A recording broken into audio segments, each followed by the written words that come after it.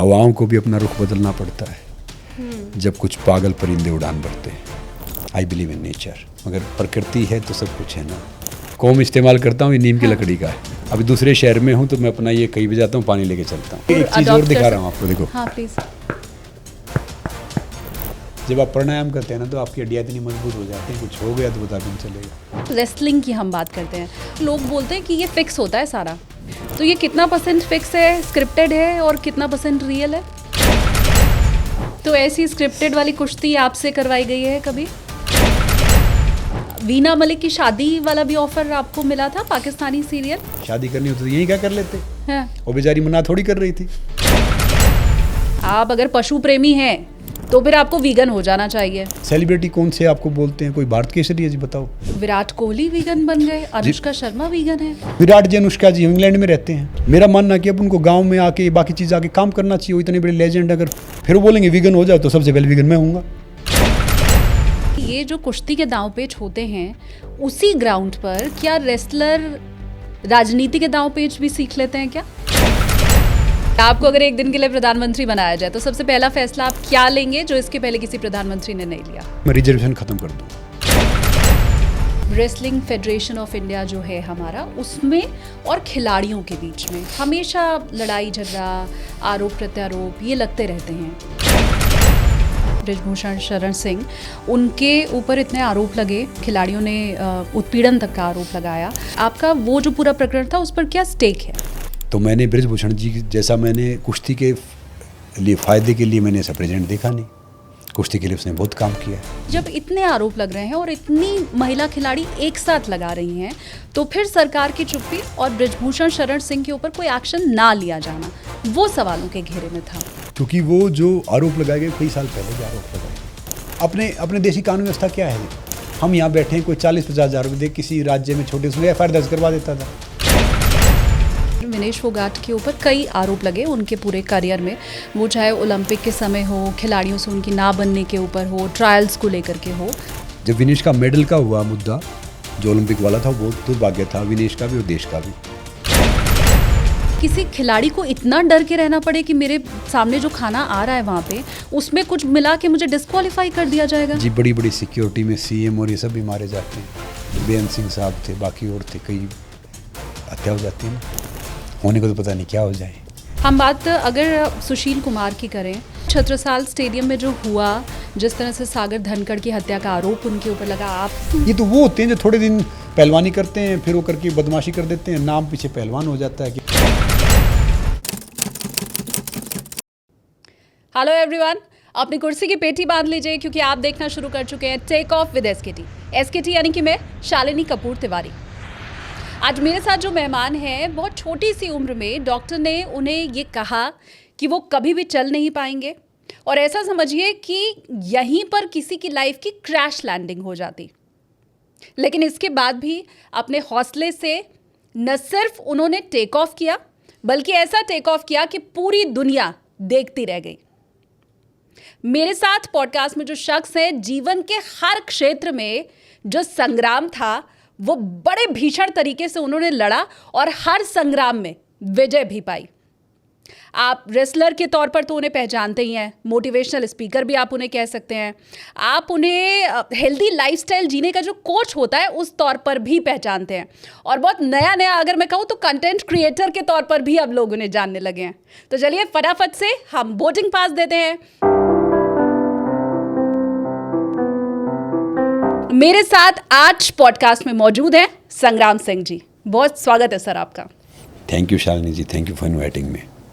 आपको देखकर ये तो मैं ज़रूर कहूँगी सर कि प्रभु का चमत्कार और इच्छा शक्ति इंसान की कुछ भी कर सकती है, ये विश्वास हमारा जो है वो बड़ा मजबूत हो जाता है, दृढ़ प्रतिज्ञ हो जाता है कि हाँ भाई अब संग्राम सर को देख लिया है, मतलब कुछ भी किया जा सकता है। देखो, मैं एक बात हमेशा बोलता हूँ कि ज़िंदगी वो नहीं होती जो हमें मिलती है, ज़िंदगी वो होती है जो हम बनाते हैं, मेहनत करके, कोशिश करके, मशक्क़त करके। और एक छोटी सी बात है, परमात्मा ही बात बोलते हैं, महादेव। देखो, भगवान तो वही है, देव के देव महादेव, कि भैया मुझे कहाँ ढूंढ रहा है, अगर मैं तेरे दिल में नहीं हूँ तो मैं कहीं नहीं हूँ। मुझे कहीं मत ढूंढ, तो अगर तू मुझे ढूंढ रहा है, अगर मैं तुझे दिल में नहीं मिला तो फिर कहीं नहीं मिलूंगा, क्योंकि इंसान के दिल में रहता है। हाँ। तो जब मुझे रूमेटिक अर्थराइटिस था बचपन में, बहुत हम्बल फैमिली से आए, काफ़ी हर बेसिक चीज़ के लिए बहुत मेहनत करनी पड़ती थी।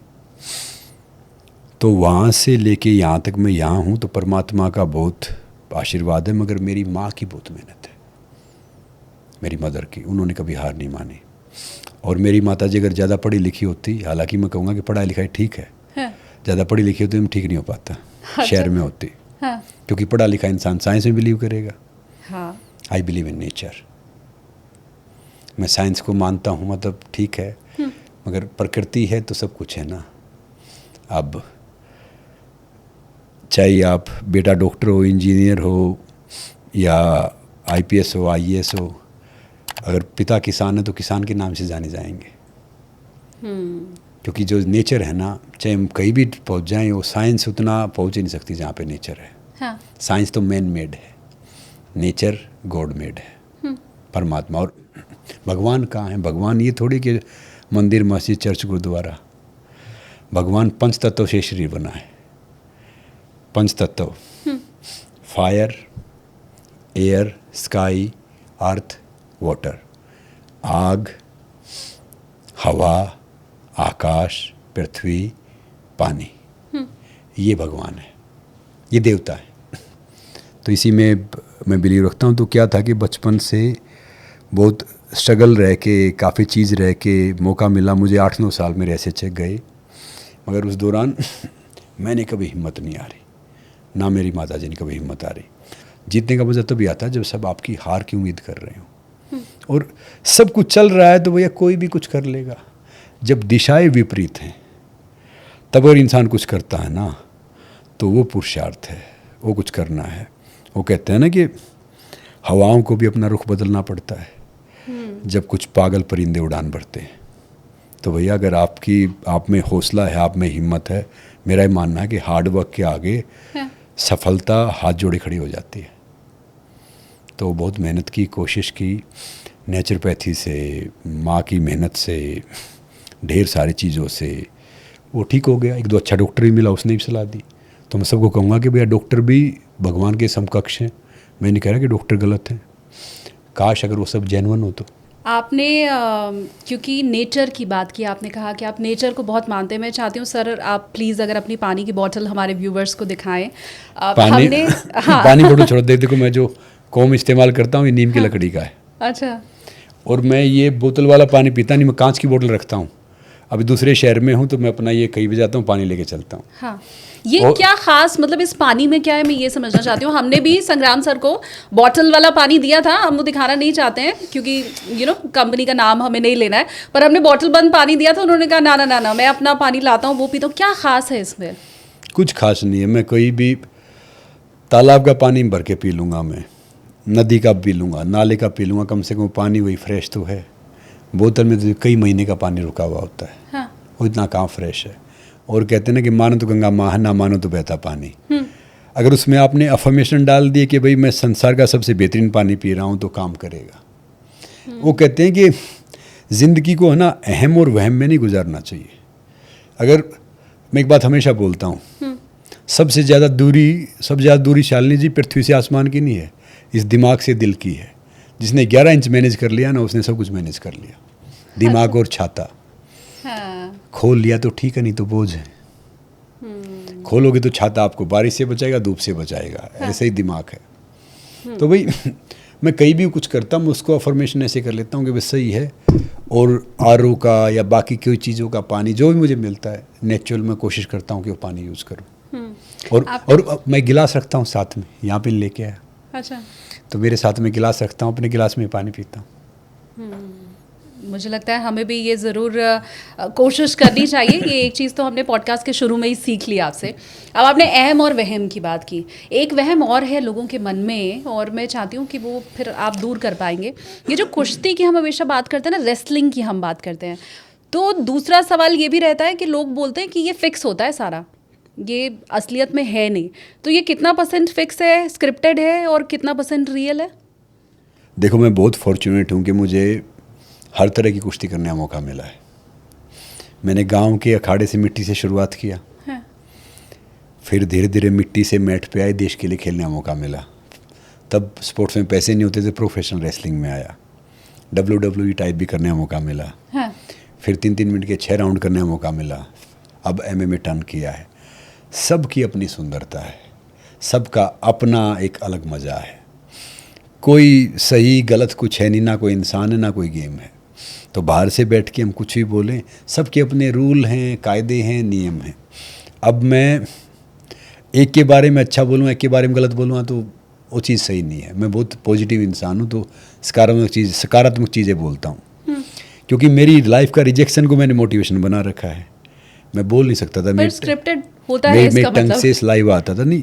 हाँ। कौन सी चीज़ कह रहे हो आप? WWE के लिए कहते हैं स्क्रिप्टेड रहता है। देखो WWE का क्या होता है कि WWE में वो शोज बनाते हैं टीवी के लिए, टीवी के लिए शोज बनाएंगे तो उसके हिसाब से उनको अपनी व्यूवरशिप के हिसाब से चेंज करना पड़ेगा, मॉडिफाई करना पड़ेगा। अब एक फिल्म में एक हीरो होता है या बाकी चीज़ें होता है, वो भी देख स्क्रिप्ट को फॉलो करते हैं ना, हाँ। तो वो भी अपने हिसाब से एक वो चीज़ को फॉलो करते हैं। जब लास्ट मैन स्टैंडिंग मैच होता है तो उसमें कोई ज़्यादा ये चीज़ फॉलो नहीं होती। जब पब्लिक में लाइव में लास्ट मैन स्टैंडिंग आप मैच कर रहे हो तो डिफरेंट होता है। बाकी जो टीवी के लिए शो बनाते हैं उनका एक कॉन्सेप्ट होता है कि भाई ये हीरो है, ये विलेन है, दूसरा तीसरा है, वो उनका एक वो अपना फॉर्मेट है।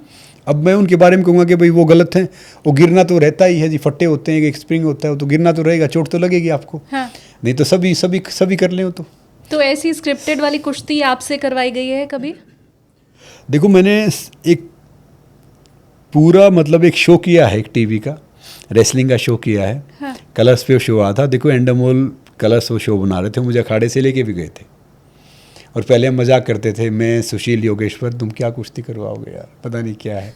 फिर बाद में देखा तो यार बहुत दर्द पेनफुल है, बहुत चोट लगती है, बहुत कभी यहाँ पे हाथ टूटा हुआ, कभी ये टूटा हुआ। मैंने कहा इससे तो अच्छा भाई हमारी कुश्ती थी, कोई लगे तो। दूसरी बात गिरना पड़ना पड़ता था, तो मैं वो खूबसूरती एमेच्योर रेसलिंग की अलग है, उसकी अलग है। तो मैं ये नहीं कहूँगा कि भाई वो नकली है या कुछ है, उसका अपना अलग चाम है, इसका अपना अलग चाम है। हम अगर वो स्क्रिप्टेड उनका डिफरेंट होता है कि भाई उनको टीवी के लिए बनाएंगे तो उनको देखो व्यूवरशिप चाहिए, उनको 2 पैसे कमाने, नहीं तो शालिनी जी कोई फिल्म बनाएगा, शो बनाएगा, तो अगर वो पैसे नहीं कमाएगा तो आगे कैसे बनाएगा? समझे ना आप मेरी बात? हाँ हाँ। तो अब मैं MMA करता हूँ, MMA बिल्कुल अलग है, एक रिंग में छोड़ देते हैं, 5-5 मिनट के 3 राउंड है, चैंपियनशिप में 5-5 मिनट के 5 राउंड है। आपका सिर फूटे, हाथ टूटे, कुछ नहीं, या तो हार मान लो या फिर राउंड ख़त्म होगा तो तभी वो भोपू बजेगा, तभी वो रेफरी छुड़वाएगा। वो तो बहुत ब्रूटल स्पोर्ट्स है। अच्छा। उसमें तो कुछ भी हो जाए आपको छुड़वाएंगे नहीं, या तो सबमिशन या भाई हार हो या जीतो। सबसे ज़्यादा मज़ा किस में आया? देखो सबसे ज़्यादा मज़ा मिट्टी कुश्ती से जो शुरुआत किया ना। अब मर्लिन मुनरो चाहे कितनी खूबसूरत हो, मेरी माँ से खूबसूरत नहीं हो सकती। हाय हाय क्या बात है, ठीक बात। तो जो माँ है ना, वो मिट्टी कुश्ती से मैंने शुरुआत किया था, अखाड़े से। हाँ। और मैं तो एक बहुत छोटा सा रेसलर हूँ, मेरे से बहुत बड़े बड़े थे, हैं और आएंगे, मगर मैंने स्पोर्ट से मोहब्बत की है। तो बच्चों को ना खेल से मोहब्बत करना सिखाओ, बच्चों को स्टडी से मोहब्बत करना सिखाओ, काम से उनको मोहब्बत करना सिखाओ, तो वो कभी उससे बोर नहीं होंगे, कभी भी गिव अप नहीं करेंगे, कभी भी हार नहीं मानेंगे। तो एक स्पोर्ट्स का पीक होता है ओलंपिक मेडल, मैं कर नहीं सका, lack of finance, lack of guidance, lack of circumstance, मगर मैं कोशिश करता हूँ कि ढेर सारे बच्चों का जरिया बनने की, कि अगर वो देश के लिए पदक जीते, चाहे मैं उनको सपोर्ट कर पाऊँ फाइनेंशियली, मेंटली या किसी भी तरीके से, कि अगर वो मेडल जीतते हैं तो भैया देश के साथ मेरा सपना पूरा हो रहा है। क्योंकि एक एज का एक टाइम होता है, मैं इन बच्चों को सबको बोलता हूँ कि बेटा ये टाइम आएगा नहीं, अभी वो सुनते नहीं हैं। उस एज में हम भी नहीं सुनते थे, हम सोचते थे कि पता नहीं क्या कह रहे हैं। हाँ। उस टाइम में जो खिलाड़ी होता है उसको कोई बहका देता है, उसको नेता ही बनना होता है, अभिनेता ही बनना होता है, एंटरप्रेन्योर भी बनना होता है, सोशलिस्ट भी बनना होता है, सब कुछ उसी 5-7 साल के स्पेन में बनना होता है। ठीक बात। फिर वो टाइम चला जाता है, फिर वो आपके पास उस समय नहीं रहता। तो मैं इसलिए सब मेरे छोटे बहन भाइयों को बहुत गाइड करने की कोशिश करता हूँ, ये समय नहीं आएगा, किसी चक्कर में मत पड़ो, जो कुछ करना है इसके बाद कर लो। तो वो मैंने देखा, ये मैं इतने साल से मैं लग रहा हूँ, ये कर रहा हूँ, तो मैं तो बहुत पागल हूँ। I am crazy, being normal is boring, be crazy for everything. मैं चुपचाप रहता हूँ, ना मैं किसी को जवाब देता हूँ, ना कुछ बात करता हूँ। किसी ने कुछ बोला ना, अच्छी बात है भैया, याद रखो तारीफ़ें दिन बनाती हैं और ताने ज़िंदगी। बहुत से बोलते हैं कि भाई मेरी उसने इज्जत नहीं की, मेरा सम्मान नहीं किया, मेरा ये नहीं किया, मुझे है ना उसने बैठने के लिए चेयर तक नहीं दिया। मैंने कहा भैया जहाँ पे सिंह जहाँ बैठ जाए वही सिंहासन हो जाता है। सिंह के लिए बैठने के लिए कोई चीज़ें होती नहीं। अपना जिनके वजूद होते हैं ना वो बिना पद के मजबूत होते हैं। अपना वजूद ऐसा बनाओ कि भैया आप जहाँ पे भी जाओगे आप मजबूत रहोगे। उन लोगों का क्या है, वो तो आप अच्छा करो बुरा करो दूसरा करो कुछ भी करो तो कुछ न कुछ अपनी प्रतिक्रिया देंगे। ठीक बात। जब मिट्टी के बने लोग कागज़ में बिक जाते हैं तो उनसे क्या उम्मीद करोगे आप। ये लोग कुछ ना कुछ कहेंगे। पर मेरा अगला सवाल है, क्योंकि आपने ये भी कहा कि WWE क्योंकि वो टीवी शोज़ के लिए बनता है तो वो अपने हिसाब से बनाया जाता है।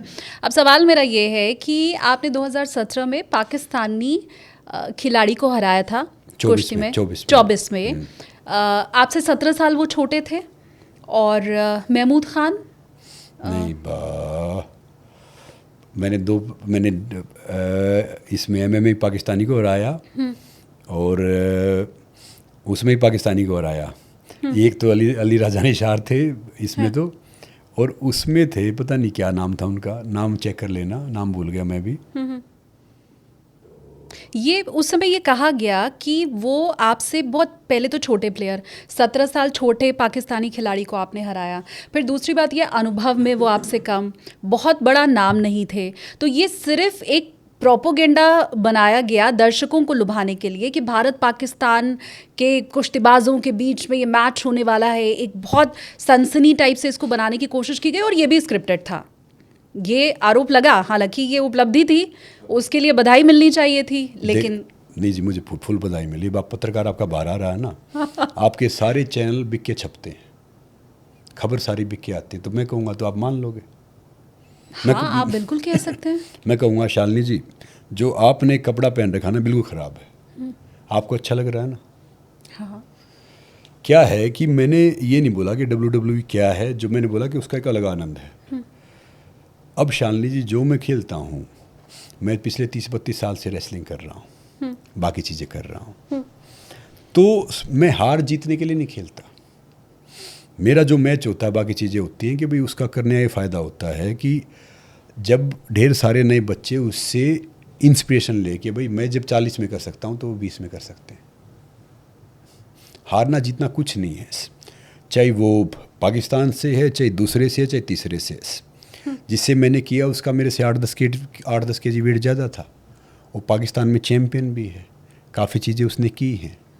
तो अब कहने वाले तो 1 मिनट में, देखो बुराई करना तो बड़ा आसान है। आपने WWE का मेरे से पूछा, अब मैं कैसे कह दूं कि भैया ये डिफरेंट है। वो टीवी के लिए बनाते हो डिफरेंट है, लाइव मैच उनका डिफरेंट है। क्योंकि अगर मैं कहूँगा कि भाई गलत है ये है तो फिर सब कर लेंगे। फिर तो जो एक्टर है, जो आपका जो फेवरेट एक्टर है वो स्टंट करता है, वो कौन से, वो क्या होता है, तो वो डिफरेंट है। तो ये मैं जो करता हूँ, जो मैं खेलता हूँ, वो मैं जानता हूँ कि भाई मैं अपना 100% देता हूँ।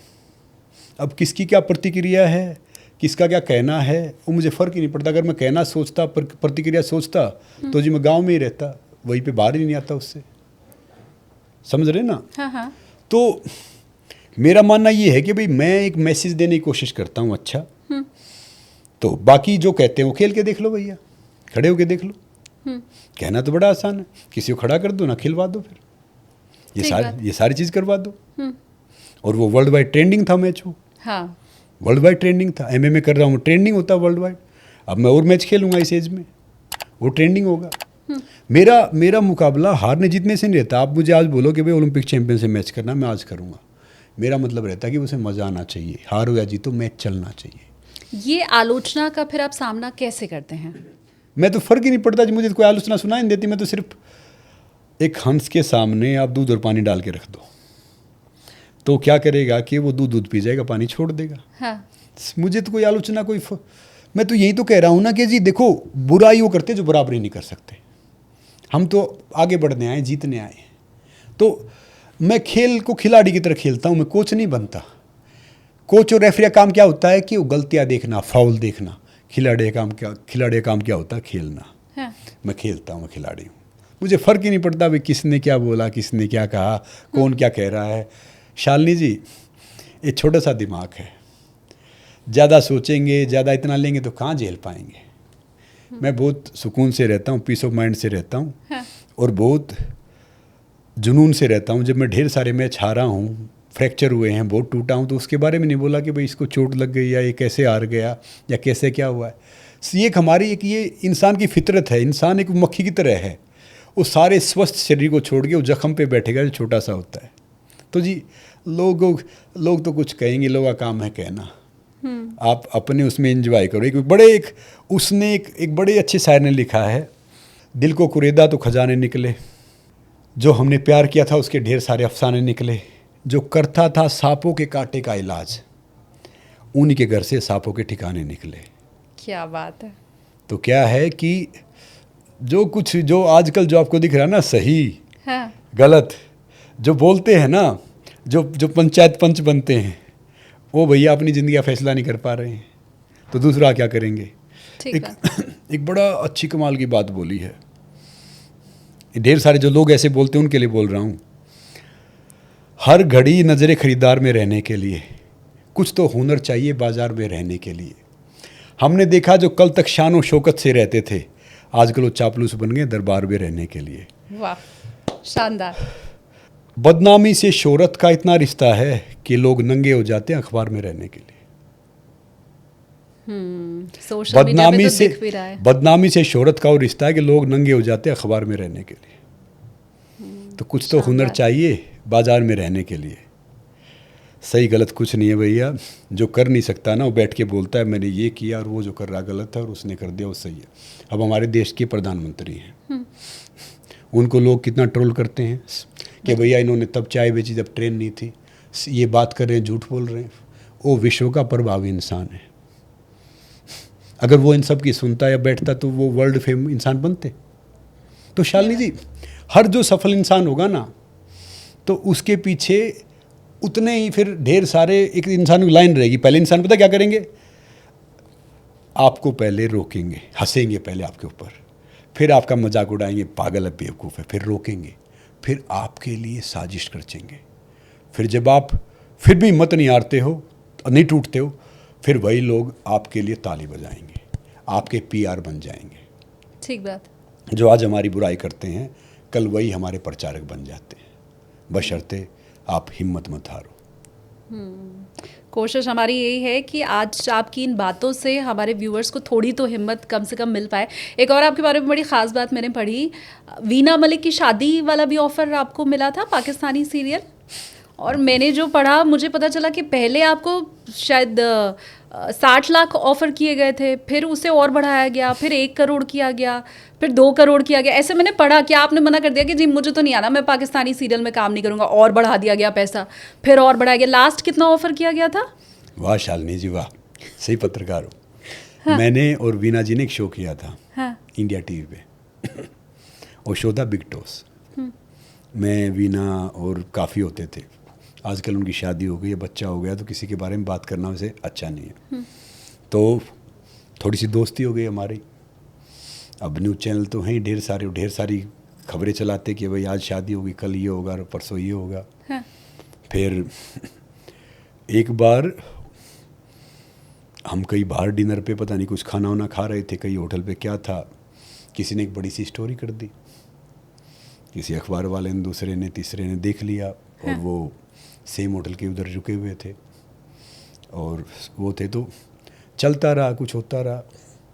तो ये बात मैं जानता था कि भाई देखो, मेरी नज़र में मानना ये है कि कोई, सबकी अपनी लाइफ है, वी शुड नॉट जज एनीवन। सबकी अपनी ज़िंदगी है, कोई छोटा बड़ा नहीं होता। तो उसने काफ़ी अपनी ज़िंदगी के बारे में मुझे बताया कि भाई ये था, उसने ये वो किया, आसिफ के साथ से लेके उसने काफ़ी चीज़ें मुझे बताई। मैंने कहा फेयर इनफ भैया, जो आपको आपकी लाइफ में सही लगा आपने वो किया। तो धीरे धीरे वो शो फिनिश हो गया, कट टू नॉर्मल। फिर वो एक स्वयंवर चल रहा था, जो अपने पाकिस्तानी नहीं, जो अपने इंडिया टीवी पे, मतलब अपने टेलीविज़न पे करते थे, जो इंडियन में ही। हाँ। तो स्वयंवर में क्या होता था, देखो मैं एक लेगेसी के लिए काम करता हूँ। मेरा मतलब कोई छोटा मोटा काम या ये चीज़ें, जब से मुझे पता चला, मैं इन चीज़ों में पढ़ता नहीं कि भाई डेटिंग ईच अदर्स, कुत्ता मर गया, बिल्ली मर गई, 6 पैक, 0 साइज़। मेरा मानना है कि कुछ ऐसी चीज़ करो कि भाई जो पढ़ के कोई इंस्पिरेशन ले या कोई समाज के काम आए। हाँ। मेरा मानना ये नहीं है कि भाई सब कुछ भी कर लो। तो उन्होंने मुझे ऐसे ऑफ़र दिया कि भाई आप इसमें पार्टिसिपेट करोगे। मैं किस चीज़ में? बोले उसका स्वयंवर हो रहा है।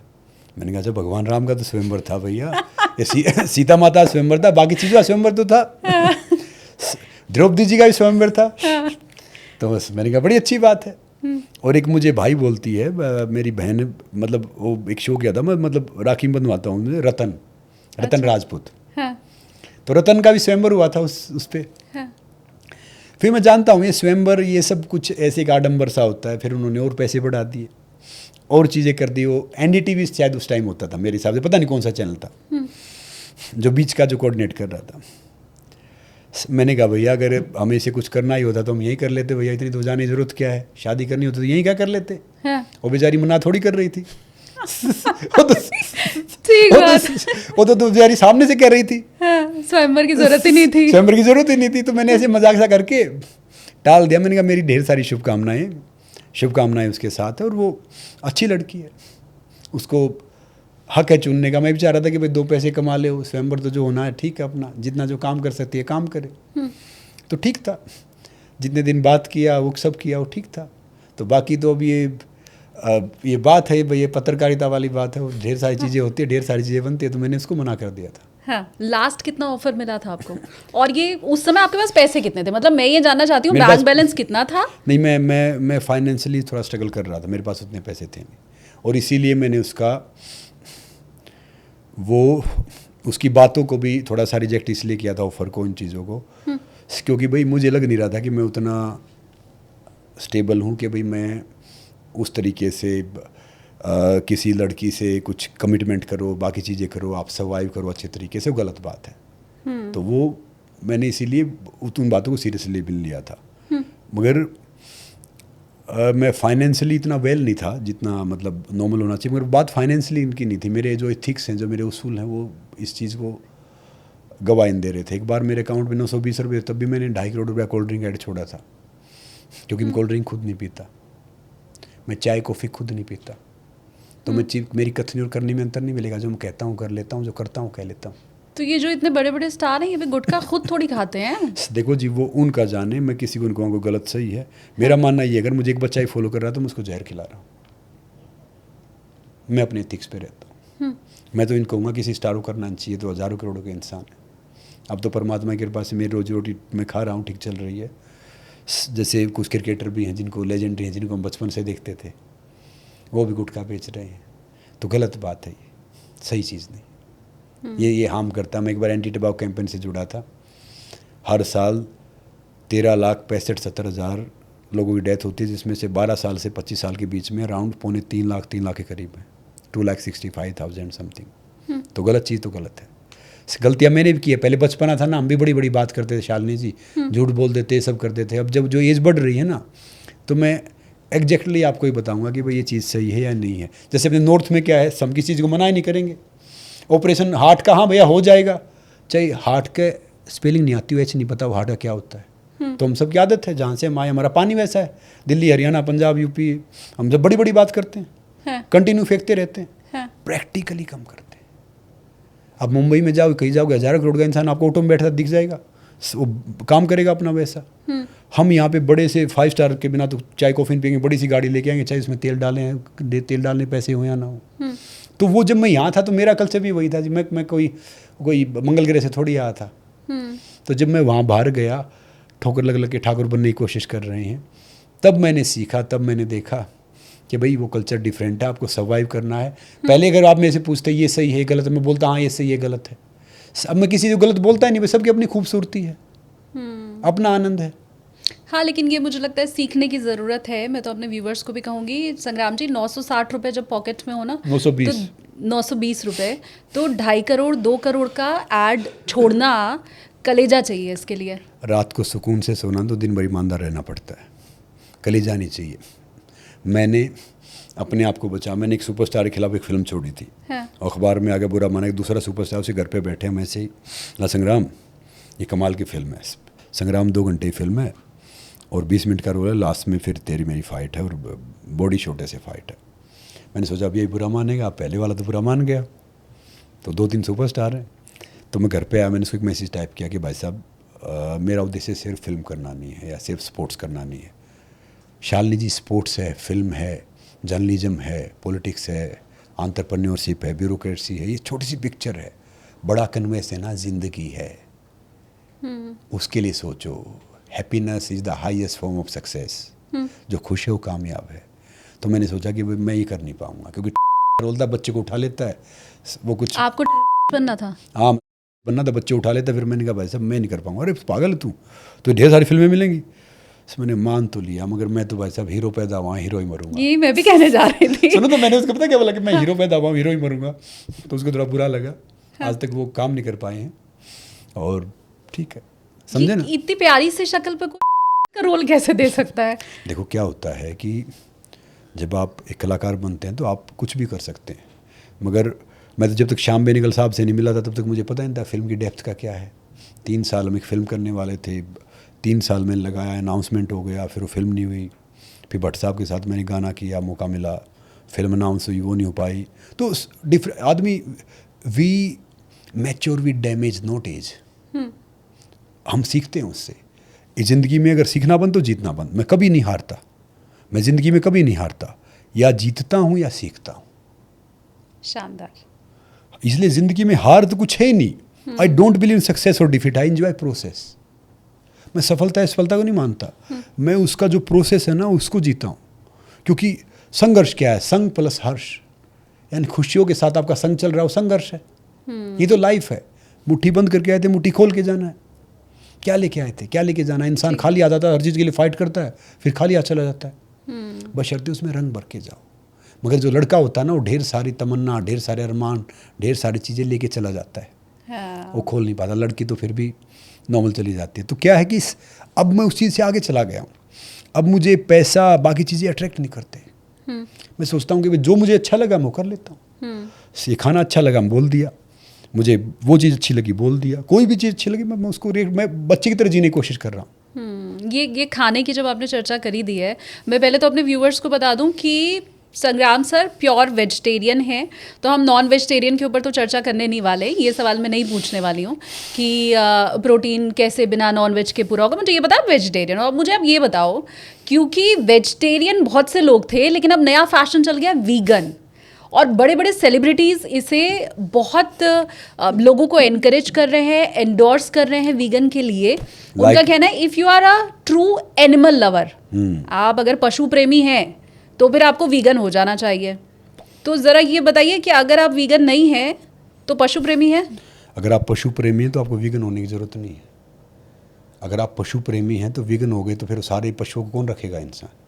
गाय भैंस को कटवाने में भेज दोगे आप, और दूध पियोगे, रखोगे, तभी तो इंसान को चारा डालेगा ना, तभी तो रहेगा ना। हम हल जोतते थे, मैं किसान फैमिली से हूँ। मैं बाकी तो किसान डॉक्यूमेंट में बनते हैं टैक्स बचाने के लिए, मैं एक्चुअली हल जोतना जानता हूँ, खेती करके आया हूँ। अच्छा। हाँ, वहाँ से यहाँ तक पहुँचे हैं। हाँ। तो अब मैं भी पशुओं से बहुत प्यार करते हैं भैया। हमने भी बचपन से घर में हमारे गाय भैंस, हम देसी कुत्ते, सारी चीज़ होती थी, हमने पाले हैं, सब देखा है।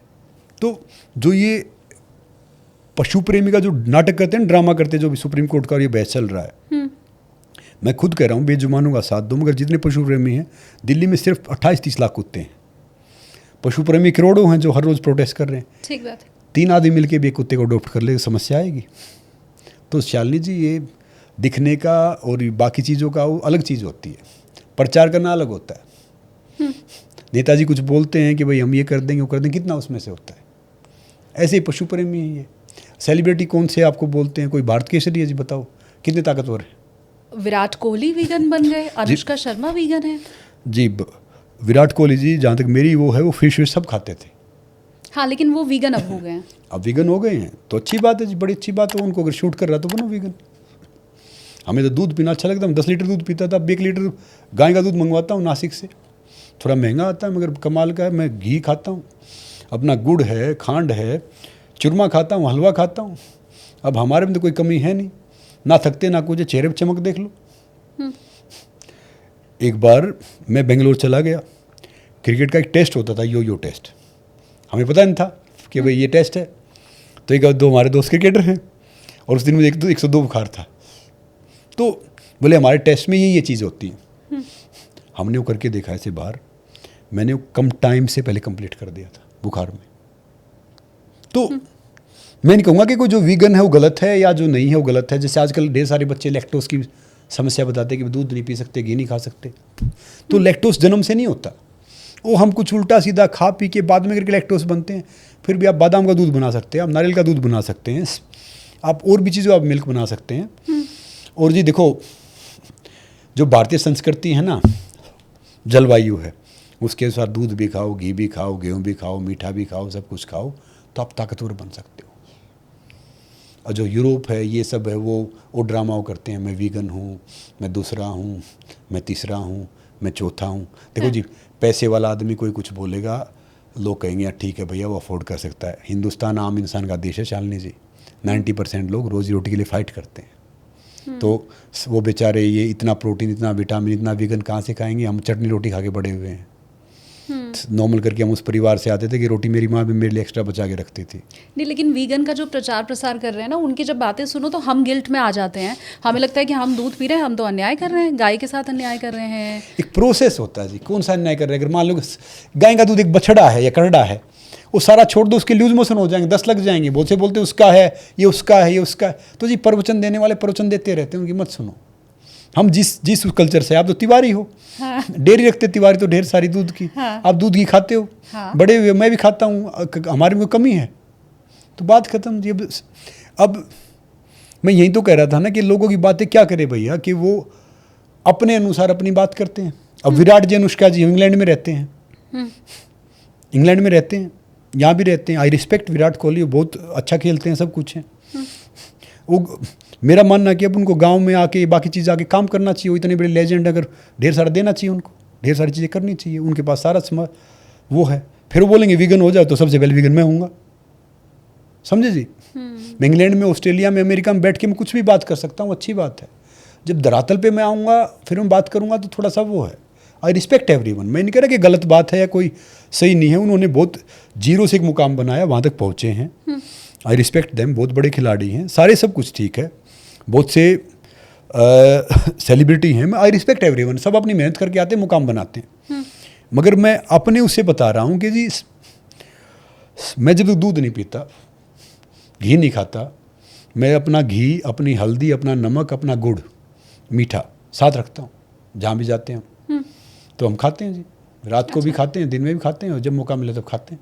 हाँ। और एक्सरसाइज करते हैं, दबा के पसीना निकालते हैं, सब करो। और आपकी फिटनेस के ऊपर तो कोई प्रश्न चिन्ह खड़ा हो ही नहीं सकता है। शालिनी जी, पता है ये उन आदमियों के लिए बात है कि मीठा नहीं खाना, शाम का ये नहीं खाना, खाना छोड़ दो, जो बीमार हैं, जो वर्कआउट नहीं करते, कुछ नहीं करते।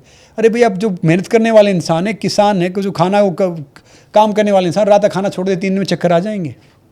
सूर्यास्त से पहले खाना चाहिए, आयुर्वेदा में अच्छी बात है। पर कितने इंसान लकी हैं कि भाई सूर्यास्त से पहले खा पाएंगे। हम काम धंधे वाले इंसान हैं जी, हम कभी 10 बजे फ्री होते हैं, रात को कभी 11 बजे फ्री होते हैं। हाँ। कभी कुछ फ्री हो रहे, कभी ट्रैवल कर रहे हैं। मैं महीने में 18-20 दिन यात्रा करता हूँ, ट्रैवलिंग करता हूँ। उसके बावजूद वर्कआउट करता हूँ, सारी चीज़ें करता हूँ, मैं कोई एक्सक्यूज़ देता नहीं हूँ, मगर मैं सब चीज़ें खाता हूँ जी। पर अक्षय कुमार कहते हैं वो फिट है ही इसीलिए क्योंकि वो सूर्यास्त के पहले खा लेते हैं। जो भी सूर्यास्त के बाद खा रहा है, XYZ एनीबॉडी, वो इसीलिए बीमार है या उसको इसीलिए शारीरिक दिक्कत है, ये बाकायदा उनका स्टेटमेंट है। मतलब अच्छा, ये मैं नहीं बोल रही। शालिनी जी, मेरा स्टेटमेंट ये है कि मैं रात को 10 बजे भी खाता हूँ, 11 बजे भी खाता हूँ, मैं तो बहुत फिट हूँ। हाँ। और बहुत स्वस्थ हूँ। अक्षय कुमार जी तो स्वस्थ हैं, अच्छी बात है, बड़ी अच्छी बात है। अक्षय कुमार जी गुटखा ही बेच लेते हैं। ठीक तो अब कौन सा स्टेटमेंट आप मानेंगे?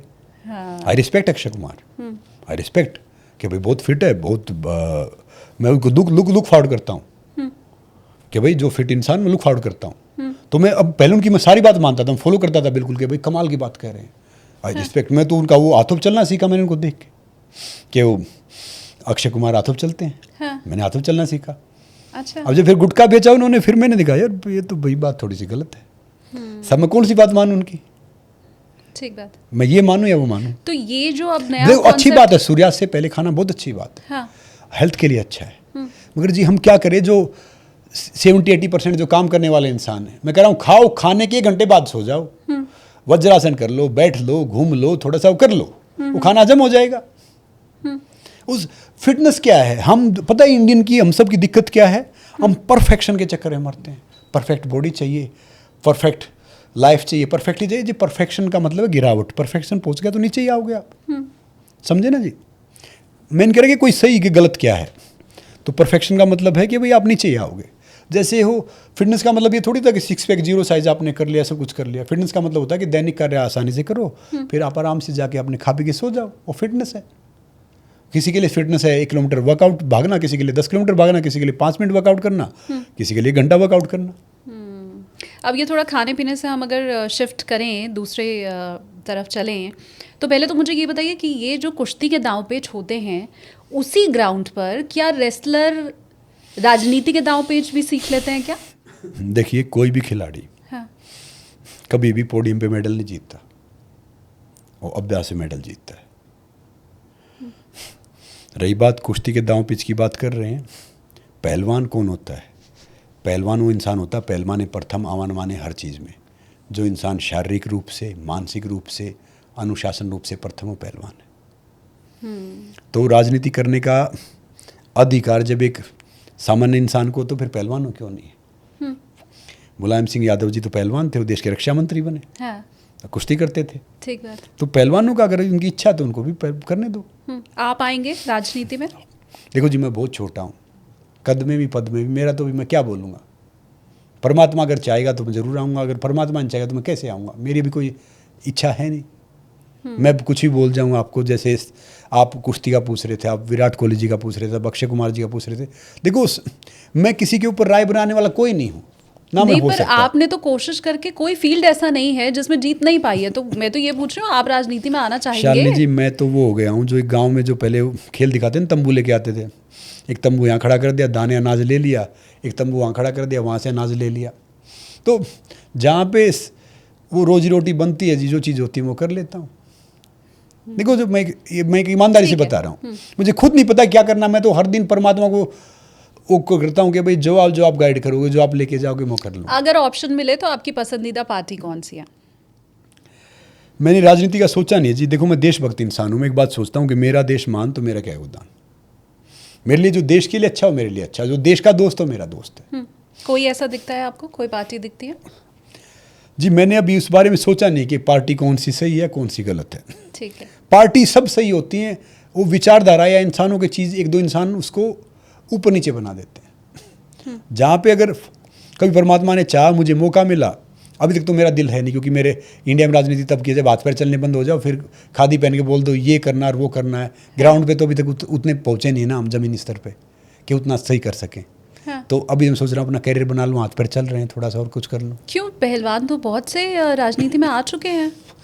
नहीं आने दो उनको। मैं तो कह रहा हूँ कि वो भाई हैं अपने, भाई हैं, छोटे भाई हैं, छोटी बहन है, कोई बड़े भी हैं। सो उनका, मेरा मानना ये है ना कि मैं तो एक इंडिविजुअल हूँ ना जी, मेरी सोच भी तो एक मैटर करती है ना। चलिए, हम दोबारा आपका पॉडकास्ट करेंगे, अगर कभी आपने भविष्य में विचार बना लिया तो हम इस बारे में सवाल पूछेंगे। लेकिन एक शालिनी जी, मैं फिर भी बात कह रहा हूँ, हाँ। परमात्मा चाहे वो कुछ भी करवा सकता है। राजा हरिश्चंद्र, उसको डूम के घर पानी भरना पड़ा था। डूम भी बड़ा निर्दयी था, खाना भी नहीं देता था। जिसके जहाज चलते थे, आज उनके पास पासपोर्ट नहीं है। समय बहुत बलवान है। 90 लाख की गाड़ी चलाने वाला भी 90 रुपए के मटके में हरिद्वार जाता है। तो वो चाहे कुछ भी कर सकता है जी, मेरे हाथ में कुछ नहीं है। समय चाहेगा कि भाई राजनीति करो, राजनीति करेंगे। समय चाहेगा ये करो भैया, यहाँ पे ये कुर्ता निकाल के नाचो, तो नाचना ही पड़ेगा। बहुत से ऑफर अपने जो आपके अपने निजी विचार हैं उसके चलते ठुकराए हैं। इसलिए मैं ये समझना चाह रही हूँ कि क्या किसी भी पार्टी से ऑफर मिलेगा तो आप आ जाएंगे? आपको कांग्रेस की तरफ से ऑफर मिला, बीजेपी की तरफ से मुझे ऑफर मिले भी हैं जी। ओहो, ये तो नई बात है। किसने दिया ऑफर? नहीं, मैं ये बताना गलत बात है किसी का। तो आपने ठुकरा दिया, मना कर दिया? क्योंकि जी क्योंकि इंडिया में राजनीति, पहले वो जमाना चला गया कि भाई खादी पहन के जय बोल दो, 40-50 करोड़ रुपए वाइट के आपके अकाउंट में चाहिए, बाकी चीज़ चाहिए। मैं अपने परिवार को देखता हूँ, बाकी चीज़ों को देखता हूँ। कहीं ज़रूरत पड़ गई किसी को, भाई मैं एक इंसान हूँ जो रोजी रोटी कमाने वाला हूँ, तो मैं वो रिस्क ले नहीं सकता। मैं एक बात बोलता हूँ कि रिस्क या रिग्रेट हुआ तो रिस्क को चुनो। मैं रिस्क लेता हूँ, मगर उसमें मेरी इतनी रुचि नहीं है। ठीक है, ठीक है ना। अगर आपको एक दिन के लिए खेल मंत्री बना दिया जाए, हमें से बचपन में हमें निबंध लिखने के लिए मिलता था ना कि एक दिन का प्रधानमंत्री बनाया जाए। अगर मुझे एक दिन के लिए पीएम बना दिया जाए, ये पूछो आप। अच्छा, खेल मंत्री नहीं पूछूं? फिर उस पर भी आऊँगा। ठीक है, आपको अगर एक दिन के लिए प्रधानमंत्री बनाया जाए तो सबसे पहला फैसला आप क्या लेंगे जो इसके पहले किसी प्रधानमंत्री ने नहीं लिया? एक दिन में वैसे कुछ चीज़ नहीं हो सकती, मगर वो मुझे बना दिया जाए, मैं रिजर्वेशन ख़त्म कर दूंगा, आरक्षण ख़त्म कर दूंगा। अच्छा, ये रिजर्वेशन एक ऐसा गुण है, दीमक है जो देश को खा रहा है। 90% वाले बच्चे भटक रहे हैं, 35% वाले नौकरी कर रहे हैं। 35% वाले को डॉक्टर बन गया तो कहीं चीज़ छोड़ेगा पेट में, करेगा क्या? इसमें तिबलिसी गया जॉर्जिया, लेकिन 95% जिसको जॉब नहीं मिली थी वो वहाँ पे डॉक्टरी कर रहा था। तो ये एक ऐसा है कि भाई मैं जाट, दूसरा राजपूत, तीसरा मराठा, चौथा ब्राह्मण, पाँचवा वो, सब उसके लिए मांगते हैं। अगर आपको आरक्षण देना चाहिए तो आर्थिक आधार पर थोड़ी सी मदद कर सकते हो। रिजर्वेशन देना बहुत खतरनाक है देश के लिए, दीमक की तरह खा रहा है। हमारे में बहुत टैलेंट है, बहुत प्रतिभा है। मैं कहता हूँ कि आरक्षण बंद होना चाहिए। प्रतिभा का और संपन्नता कोई नहीं होता, प्रतिभा का भी सुविधा में होती ही नहीं है। सूर्य के सामने आप दीवार नहीं खींच सकते, टैलेंट हो आगे आके रहेगा। ये रिजर्वेशन खत्म होना चाहिए। मुझे पता कोई पार्टी खत्म नहीं कर सकती क्योंकि उसको वोट नहीं मिलेगा, उसको चीज़ें आएंगी नहीं, मगर देश के लिए ज़रूरी है ये। मैं 2 मिनट का समय यहाँ पे सर आपका लूँगी। ये मुझे पता नहीं ये क्या एक कोइंसिडेंस है कि मैं जब भी कोई पॉडकास्ट या इंटरव्यू करती हूँ रिजर्वेशन का मुद्दा अपने आप आ जाता है। मैंने आपसे सवाल नहीं पूछा।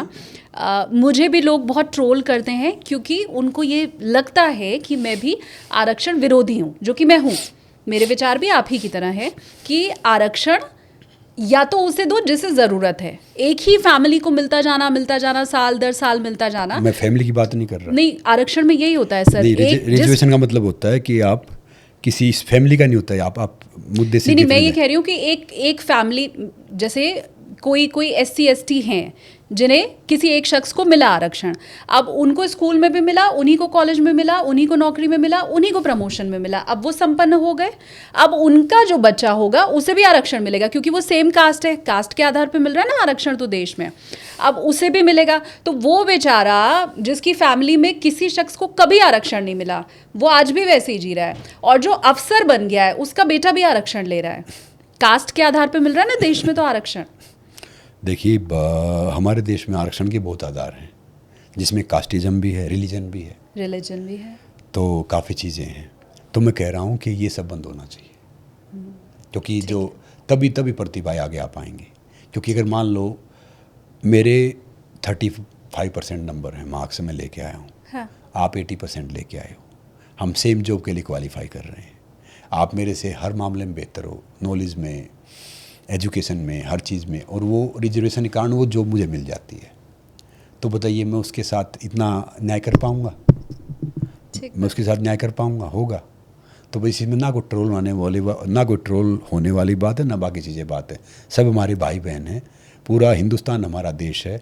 हम तो वो है ना, उस संस्कृति से हैं कि भाई सर्वे बंतु सुखी ना, सर्वे संतु निरामया। हाँ, तो भाई हम तो पूरा वर्ल्ड हमारा परिवार है, तो बात उसकी नहीं है, मगर ये देश के लिए बात चली है तो मैं इसलिए बात कर रहा हूँ। ठीक है। बाकी आपने बोला स्पोर्ट्स मिनिस्टर बन जाए, हाँ। तो मैं स्पोर्ट्स की ऐसी पॉलिसीज़ बनाऊंगा। अभी तक जो पॉलिसीज़ बन रही थी वो आम इंसान को उतना पता नहीं था कि भाई साई क्या थी, बाकी चीज़ें क्या थी। अब स्पोर्ट्स की हालत बहुत अच्छी है अपने देश में फ़िलहाल, तो उसका आम जनमानस को बहुत फ़ायदा मिले मुझे, क्योंकि मैं बहुत बेसिक स्तर पे आया हूँ। क्योंकि अपने इधर क्या कि फर्स्ट को सब कुछ मिल गया, जो सेकंड आया वो उस चीज़ के लिए वही फाइट कर रहा है, छोटी सी जॉब के लिए, छोटे से उसके लिए, हाँ। छोटे से उसके लिए भरते हुए सब भरते, खाली कोई नहीं भरता। एक इंसान को तो करोड़ों, 100, 200, 500 करोड़ का आदमी हो गया, बाकी वो धर रहा वही थोड़ा वो कर रहा है। तो मैं ये सब चीज़ें थोड़ी चेंज कर दूंगा अगर मुझे मौका मिलेगा तो। बहुत शानदार। आप मुझे एक चीज़ और बताएं, क्योंकि एक सवाल बहुत उठता है कि भारत में जो रेसलिंग फेडरेशन ऑफ इंडिया जो है हमारा, उसमें और खिलाड़ियों के बीच में हमेशा लड़ाई झगड़ा, आरोप प्रत्यारोप ये लगते रहते हैं। इसके पीछे क्या वजह है? वो खाली रेसलिंग फेडरेशन में नहीं, हर फेडरेशन का होता है। वो वाद विवाद होते हैं। कई जगह क्या होता है कि खिलाड़ी अच्छे होते हैं, कई जगह फेडरेशन भी अच्छी होती है, ठीक, कई जगह खिलाड़ी भी ठीक है, कई फेडरेशन भी ठीक है। तो वो एक वो बातचीत, तालमेल, या कोई जब हम निज स्वार्थ पे आ जाते हैं ना जी, किसी में भी, चाहे खिलाड़ी हूँ चाहे मैं फेडरेशन में हूँ, तो कोई ना कोई डिफरेंस पैदा होना स्टार्ट हो जाता है। अगर आप एक परिवार की तरह बैठ के बात सुलझा लो या सारी चीज़ सुलझा लो तो फिर वो चीज़ ख़त्म हो जाती है। अब मैं बोलूँगा कि भाई वो फेडरेशन सही नहीं है या खिलाड़ी सही नहीं है, तो गलत है, क्योंकि दोनों अपने अपने आप में वो दोनों ठीक हैं। दोनों ही कहानी सुनी तो दोनों ठीक हैं। अब दोनों क्या फेस कर रहे हैं वो दोनों जाने। मगर मेरा मानना ये कि कहीं ना कहीं ये गैप ऑफ काफ़ी चीज़ों का है, बॉन्डिंग लगाओ या बातचीत लगाओ या कुछ चीज़ लगाओ, जो गैप रह जाता है, जिसके कारण फिर ये डिस्टेंस इतना हो जाता है। पहले हमने जब देखा कि कुश्ती संघ के जो पूर्व अध्यक्ष थे बृजभूषण शरण सिंह, उनके ऊपर इतने आरोप लगे, खिलाड़ियों ने उत्पीड़न तक का आरोप लगाया, बहुत लंबे समय तक ये मामला फंसा रहा, फिर उन पे और आरोप लगे, सरकार ध्यान नहीं दे रही है ये कहा गया। तो एक मोटिवेशनल स्पीकर के तौर पे भी और एक पहलवान के नाते भी आपका वो जो पूरा प्रकरण था उस पर क्या स्टेक है? देखो, जब ये मैटर चल रहा था तो मेरी हालत होती जैसे विषमपिता में नहीं, बाणों की सैया लेटे हुए हैं। वो छोटे बहन भाई हैं और मैं रेसलिंग फेडरेशन ऑफ इंडिया का पहला ब्रांड एम्बेसडर था, मोटिवेशनल स्पीकर भी था 2014-15 में। तो मैंने बृजभूषण जी जैसा मैंने कुश्ती के लिए फ़ायदे के लिए मैंने ऐसा प्रेसिडेंट देखा नहीं। कुश्ती के लिए उसने बहुत काम किया है। और ये सारे छोटे बहन भाई थे, इनकी मैंने ग्रोथ देखी है, ज़मीन से इन्होंने चांद छुआ है। तो मैं तो बहुत हैरान था, हम किसके लिए बोलूँ जब मुझे पूरी पिक्चर नहीं पता, नहीं मैं एमेच्योर रेसलिंग से इतने साल से दूर हूँ, मुझे पता ही नहीं कि चल क्या रहा है, तुम किसके बारे में क्या बोलूँ। मैं कुछ भी ऐसे ही ऊट पटांग वायरल होने के लिए बोल दूँ, मैं वो इंसान हूँ ही नहीं जी। मैं तो एयरपोर्ट पे जो खड़े होते हैं ना, जो पेपराजी सारे, मैं तो बोलता हूँ मेरा फोटो मत खींचना भैया। वो मान जाते हैं? कहीं मान जाते, कहीं नहीं मानते। हाँ। मेरा मानना होता है कि जब आप कोई सही चीज़ करो, ये नहीं है पेपराजी कभी मैंने नहीं खड़े किए, मैंने खड़े किए जब मैं कुछ काम कर रहा हूँ, तो मैं उस चीज़ से डिनाई नहीं करूँगा। हाँ। मगर मेरा मानना ये है कि जिस चीज़ की आपकी नॉलेज ही नहीं है, आपको पूरा पता ही नहीं है, तो उस चीज़ के बारे में कमेंट करना नहीं चाहिए। क्या कमेंट करोगे?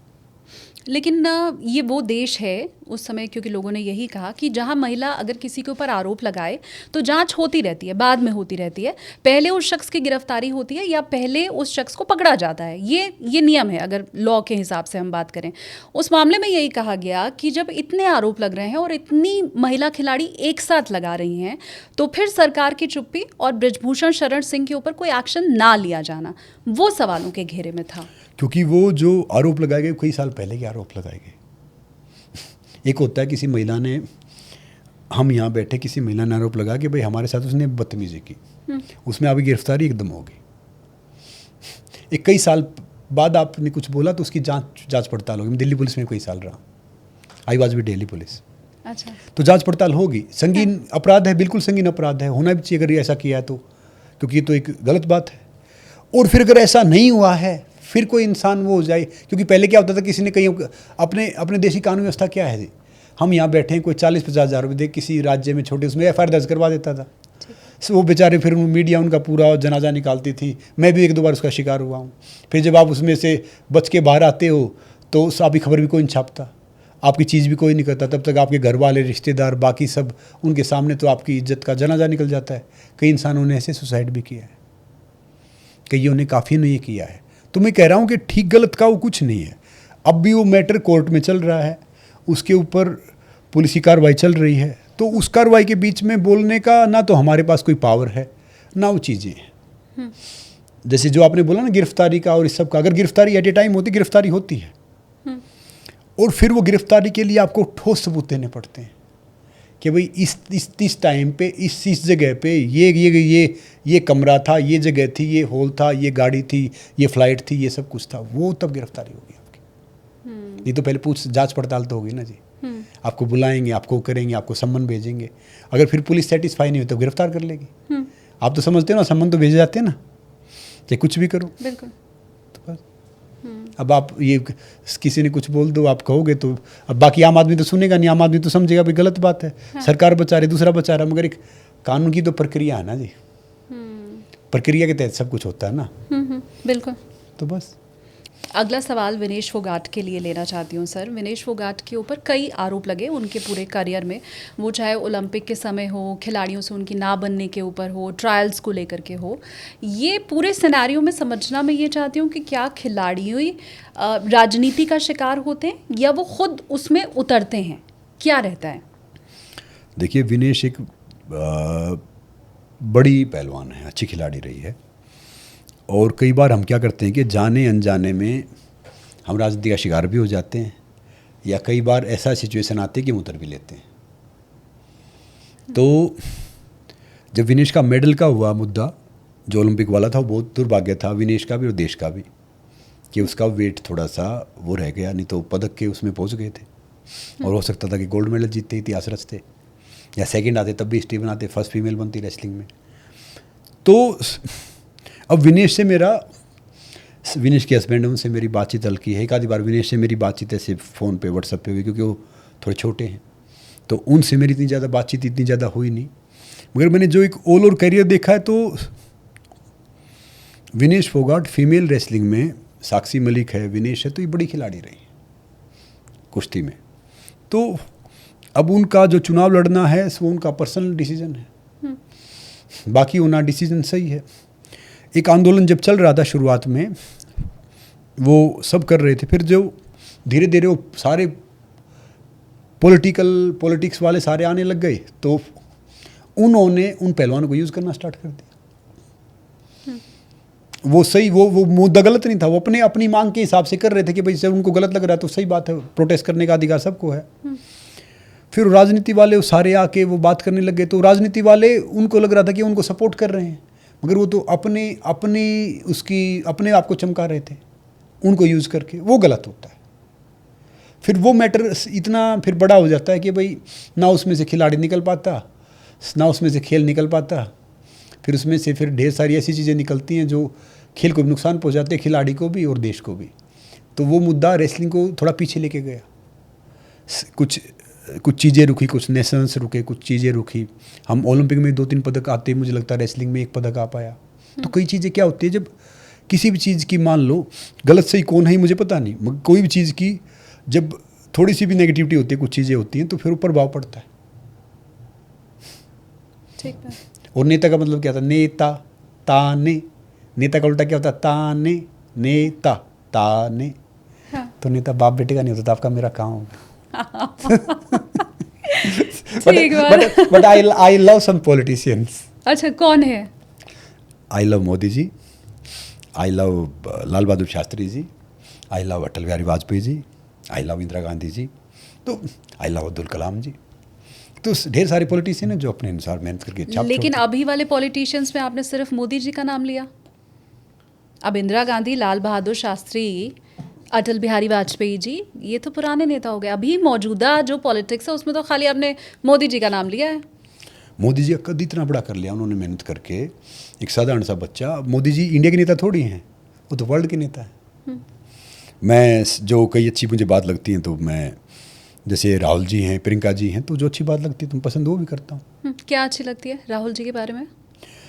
कुछ वो ऐसी इनोसेंस में कुछ बातें बोल देते हैं, वो कुछ बातें उनकी अच्छी लगती हैं। इनोसेंस वाली कुछ बातें। हाँ, ये व्यंग्यात्मक लग रहा है मुझे। नहीं, कहने बात ये कि जो भी अच्छी बात करता है वो बात मुझे अच्छी लगती है, चाहे कोई भी नेता है। अब मैं कैसे बोल सकता हूँ आई लो केजरीवाल, कैसे बोल सकता हूँ?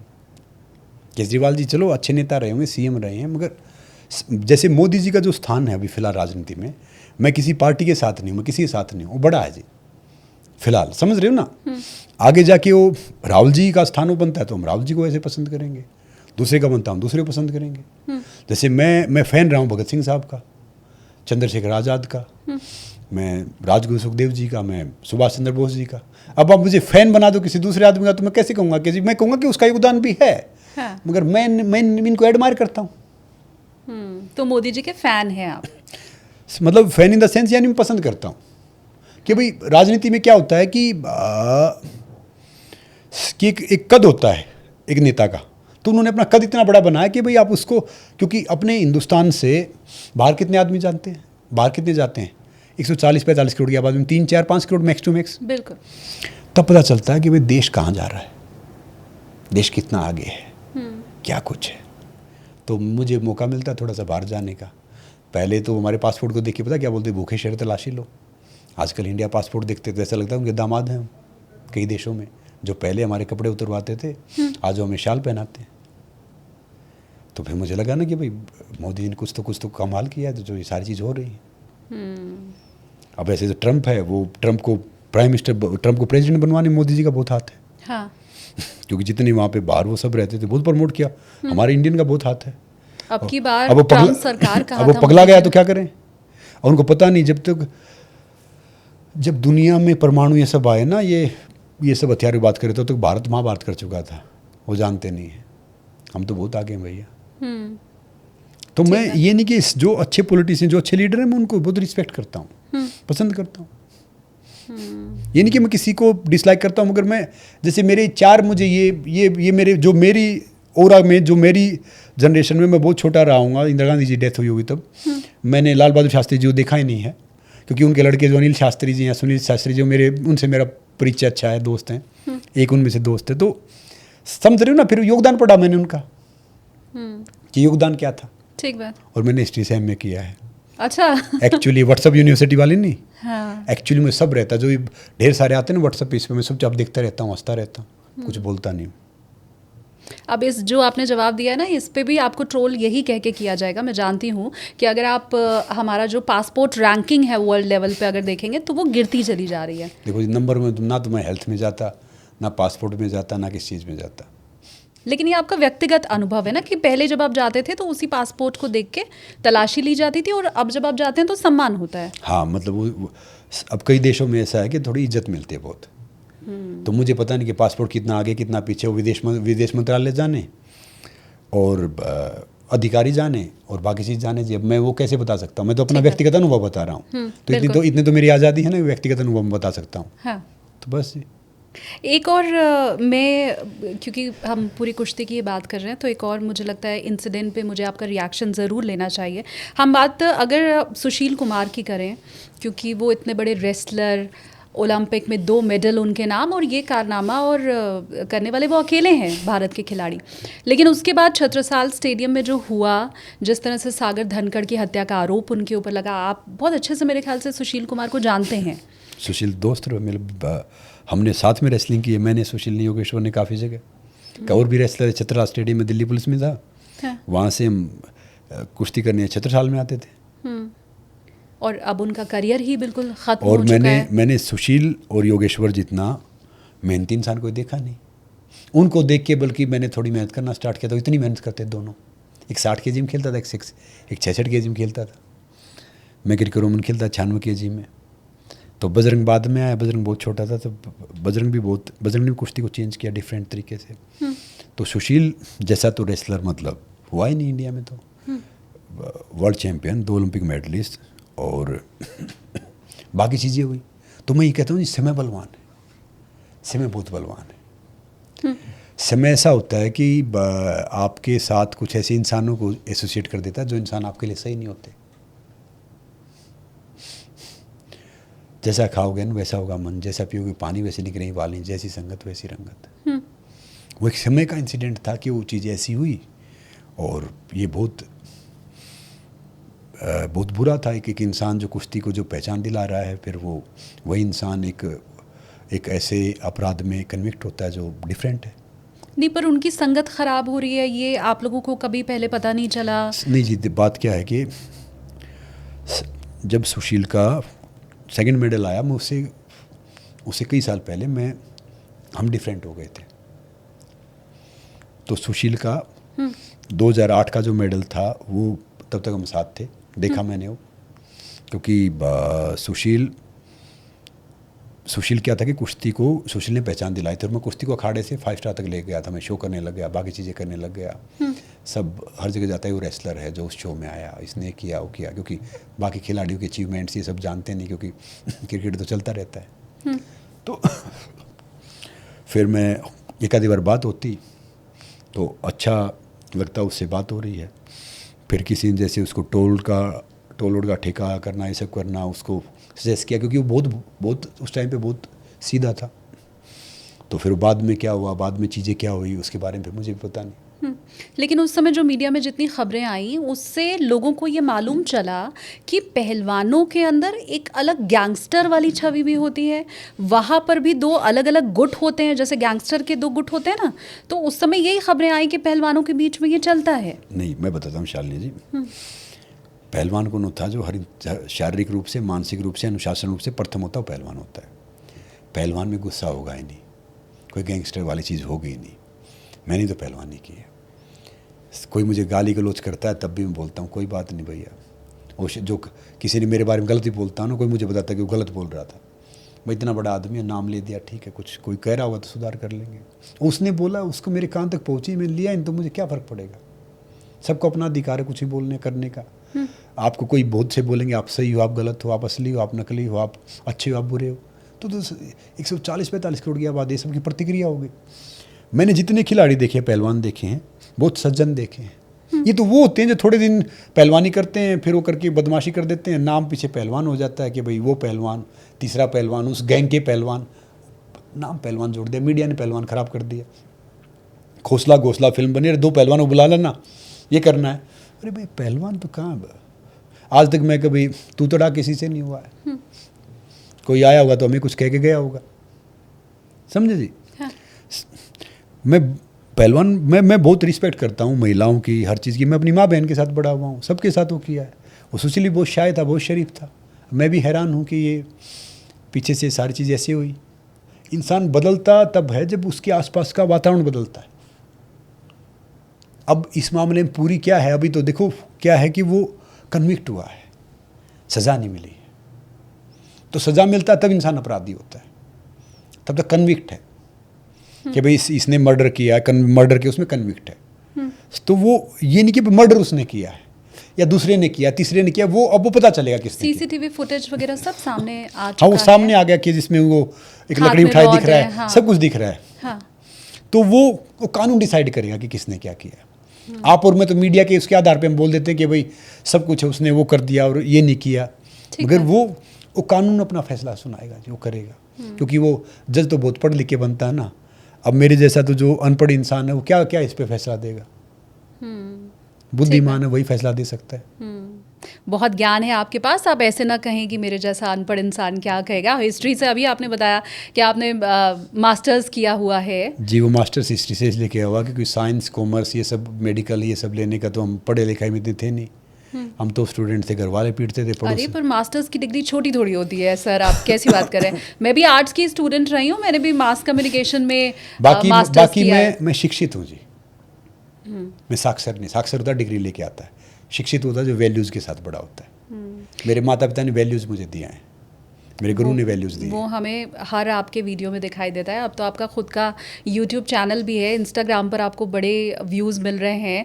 कंटेंट क्रिएटर, मैंने शुरू में ही अपने व्यूअर्स को कहा कि अब तो संग्राम सर कंटेंट क्रिएटर के तौर पर भी जाने जा रहे हैं। एक और मुद्दा है सर जिस पे मैं आपका रिएक्शन ज़रूर चाहती हूँ। हमने रियो ओलंपिक के टाइम पे देखा था नरसिंह जी के साथ कि कैसे उन्होंने ये कहा कि डोप टेस्ट में मैं फ़ेल इसलिए हुआ क्योंकि मेरे खाने में कुछ मिला दिया गया था, ये उनकी तरफ से कहा गया। तो क्या वाकई अंदर खाने ऐसी चीज़ें चल रही होती हैं कि किसी खिलाड़ी के खाने में कुछ मिलाया भी जा सकता है? क्योंकि हमें तो यही पता है कि वो खाना शायद आप तक जब पहुंचता है और ख़ासकर ओलंपिक में तो वो बड़ी सारी निगरानी के बाद पहुंचता होगा। तो क्या ये संभव है, ऐसा हो अंदर चल रहा होता है ये चीज़ें भी? देखिए जी, नरसिंह भी मेरा बहुत खास दोस्त रहा है, अब भी मतलब टच में है, और मुंबई में महाराष्ट्र पुलिस में डीएसपी है। अब उससे उसका प्रमोशन हो रहा है, आगे वो एडिशनल एसपी बनने वाले हैं, और बहुत सज्जन इंसान रहे हैं। अब ये जो सारी चीज़ थी, मैं पढ़ता तो मैं भी हूँ। पहले तो क्या होता था कि पहले इंडिया में थोड़े प्रोटोकॉल उतने ज़्यादा होते नहीं थे, अब प्रोटोकॉल खूब हैं।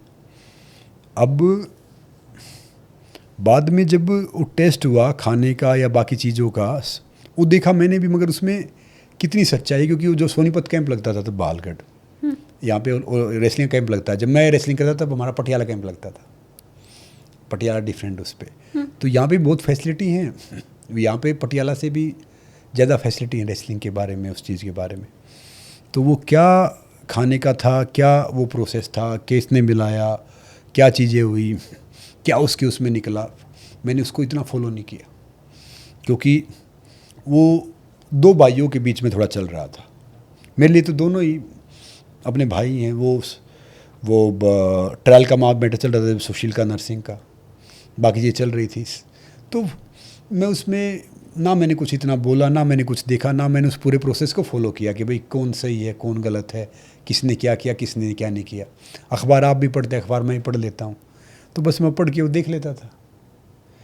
पहले अखबार क्या होता था कि जी वो छप के बिकता था, आजकल कई बार बिक्के छप जाता है। छपता है, ठीक है। मतलब ये नहीं कि सारे ऐसे हो रहे हैं, कुछ हो जाते हैं।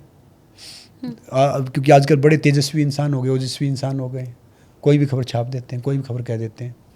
तो वो डिफरेंट तरीका है, उसके बारे में मैं कुछ कह नहीं पाऊँगा कि भाई क्या मिलाया क्या नहीं मिलाया, क्योंकि मैं उस जगह पे कभी मैं गया नहीं हूँ। मतलब मैं वो इंसिडेंट के बारे में तो पूछ ही नहीं रही आपसे। नहीं, आप कह रहे हैं कि ओलंपिक की उस क्या टीम ये के संभावना होती है? मेरा सवाल तो ये है कि क्या इस चीज़ की संभावना होती भी है कि किसी खिलाड़ी को इतना डर के रहना पड़े कि मेरे सामने जो खाना आ रहा है वहाँ पे उसमें कुछ मिला के मुझे डिस्क्वालीफाई कर दिया जाएगा? जी, बड़ी बड़ी सिक्योरिटी में सीएम और ये सब भी मारे जाते हैं। बेअंत सिंह साहब थे, बाकी और थे, कई हत्या हो जाती है ना। पीएम पे भी कई बार हमला हो जाता है, प्रेसिडेंट पे भी हो जाता है। ठीक बात। तो शालिनी जी, होने को तो पता नहीं क्या हो जाए, ना होने को कुछ भी ना हो। ठीक है ना। जब कहीं किसी से हमारा झगड़ा हो जाता है, कोई पीछे गाड़ी भी पीछे आ रही होती है, तो हमें लगता है कि वही हैं पीछा कर रहे हैं। समझ रहे हो ना। है। तो जो ये इंसानी शरीर है, इंसानी दिमाग है, इंसानी सोच है, ये चाहे तो जहाँ को जीत ले और चाहे तो कहीं भी बैठी रहे। तो इस बारे में हम क्या बोल सकते हैं। ऐसा कहते हैं money is the biggest motivation. तो मेरे वो यंग व्यूअर्स जो आपको देख रहे हैं, वो अगर ये समझना चाहें कि कुश्ती में हम पैसा कितना बना सकते हैं अगर इस फील्ड में हम आए, तो आप उन्हें क्या सलाह देंगे? अब तो बहुत पैसा है भैया। कुश्ती में आओगे तो यानी पहलवान सबसे ताकतवर होता है।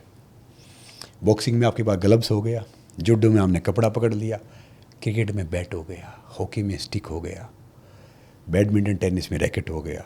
कुश्ती पहलवान सबसे ताकतवर क्यों होता है कि बॉडी को पकड़ के तब वो बॉडी कॉन्टैक्ट से दाव मारता है।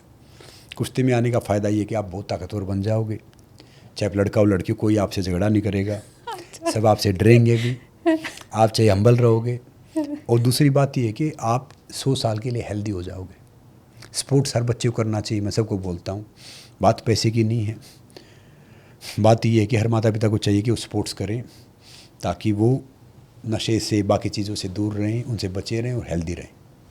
तो मैं कह रहा हूँ खाली कुश्ती, जो भी आप स्पोर्ट्स पसंद करते हैं, जो भी जिसके लिए आपका पैशन है, आप ज़रूर आइए, आप कोशिश कीजिए। स्पोर्ट्स में सक्सेस रेशियो 0.1 और 2% है।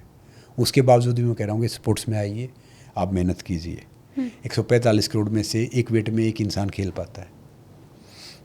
तो कंपटीशन तो है ना। हाँ। मगर वो आनंद उसी का, मज़ा उसी का है। तो भैया, अगर आपका शरीर स्वस्थ है, तन जितना घूमता रहेगा मन उतना शांत रहेगा, मन जितना घूमता रहेगा तन उतना शांत रहेगा। तो इसलिए हमेशा अपने तन को घुमाते रहो और ज़्यादा नहीं सोचना भैया। ये छोटा सा दिमाग है, ज़्यादा 3-5 करेंगे ना तो 2 रोटी से 1 रोटी पे आ जाएंगे। इसलिए उतना ही सोचो, उतना ही बात करो, उतनी सब वो करो जो जितना अपना सही है। और किसी ने कुछ बोला, क्यों चल रहा है, किस लिए चल रहा है और क्या कारण से चल रहा है, उसमें पढ़ना नहीं चाहिए। ठीक है भैया, चल रहा, अच्छी बात है, चलने दो। Everything happens for a reason. परमात्मा ने किसी को बनाया, कुछ सोचा तो सोच के बनाया ना, तो क्या उसमें सोचना है, क्या पढ़ना है। शॉर्टकट का ज़माना है, स्टेरॉइड या no steroid? Steroid, no steroid, इसमें तो पूछने की जरूरत ही नहीं। नो स्टीरॉइड, ओनली दूध, घी, घर का बना हुआ खाना। क्या जो यंग एज में मुझे, क्योंकि मैंने एक पहले एथलीट थे उनका जब पॉडकास्ट किया, तो उन्होंने ये बोला कि कोच खुद इस चीज़ के लिए इंसिस्ट करते हैं बच्चों को, क्योंकि बहुत इनिशियल स्टेज पे तो डोप टेस्ट होता नहीं है, तो वो खुद कहते हैं स्टेरॉइड लेने के लिए ताकि आप जल्दी भाग सकें, आपके शरीर में जान आ सके। वो कोच उतने समझदार नहीं, नो सिखियाँ हैं। जो सही कोच होगा ना, एक कोच एक खिलाड़ी को, कोच माता पिता की तरह होता है। एक खिलाड़ी को फाउंडेशन तैयार करता है, उसको संभालता है, उसको पता नहीं कहाँ लेके जा सकता है। तो जो ये शॉर्टकट का रास्ता बना रहे हैं, उससे इंसान नहीं है, सही कोच नहीं। तो स्टीरॉइड कुछ नहीं करना चाहिए। मैं तो कह रहा हूँ कि सप्लीमेंट्स ही बच्चों को 15, 16, 18 साल तक तो दूर रखना चाहिए। देसी खाना खाना चाहिए, देसी चीज़ें यूज़ करनी चाहिए। अब मेरे पॉडकास्ट में हम लैंडिंग की तरफ आगे बढ़ते हैं। मैं ऐसे ही करती हूँ सर, टेक ऑफ हम पहले करते हैं, फिर हम लैंडिंग की तरफ आगे बढ़ते हैं। क्रैश लैंडिंग हुई नहीं है आज के पॉडकास्ट में, ये मैं लकी रही हूँ। तो मैं ये जानना चाहती हूँ, क्योंकि हमारे यहाँ ना विदेशी कोच और देशी कोच को लेके भी एक बहुत लंबा डिस्कशन हमेशा से चलता रहा है। मैंने कुछ चीज़ें जो नोट डाउन की है, मैं एग्जैक्टली अगर आपको बताऊँ सर, कि 2019 में जापान के शोको करके जो कोच थे उन्हें जब हम लेकर के आए तो फिर ये कहा गया कि वो भारतीय पहलवानों के हिसाब से नहीं सिखा पा रहे हैं। इसके बाद एक बार और 2021 टोक्यो ओलंपिक के पहले लिथुआनिया के कोच को हम लेकर के आए थे, तो तब भी ऐसे ही बहुत कंट्रोवर्सी हुई थी कि भाई विदेशी कोच की ज़रूरत क्यों है, वो हमारे हिसाब से नहीं समझा पाते हैं, सिखा पाते हैं। बावजूद इसके हम विदेशी कोच को लेके आते हैं और उनको मैंने जहाँ तक रिसर्च किया है, आप बताएंगे कि जो हमारे देसी कोच होते हैं ना, उनसे ज़्यादा सुविधाएं मिलती हैं, उनसे ज़्यादा फीस मिलती हैं। तो क्या ओलंपिक में मेडल लाने के लिए हमें विदेशी कोच की ही ज़रूरत पड़ेगी? देखिए क्या होता था कि हमारे कोच की उतनी इंग्लिश या उतनी समझ थोड़ी सी नॉर्मल होती थी। अब हम सोचते थे रशियन कोच आ जाए। रशिया में रेसलर बहुत बड़े हैं। मैं भी गया था कभी रशिया ट्रेनिंग करने, अपने पैसे से बाइक बेच दी, आपसे पैसे लिए, उससे पैसे लिए, उस टाइम पे गए थे हम भी। हाँ। तो रशिया में उनका चीफ कोच पता है कौन होता है? जिसका कभी नेशनल मेडल नहीं होता। वहाँ पे ओलंपिक चैंपियन, वर्ल्ड चैंपियन बहुत हैं। हाँ। तो मैं हैरान था कि भाई इनका चीफ कोच ऐसा है क्यों है कि जो कोई इतना बड़ा चैंपियन नहीं है।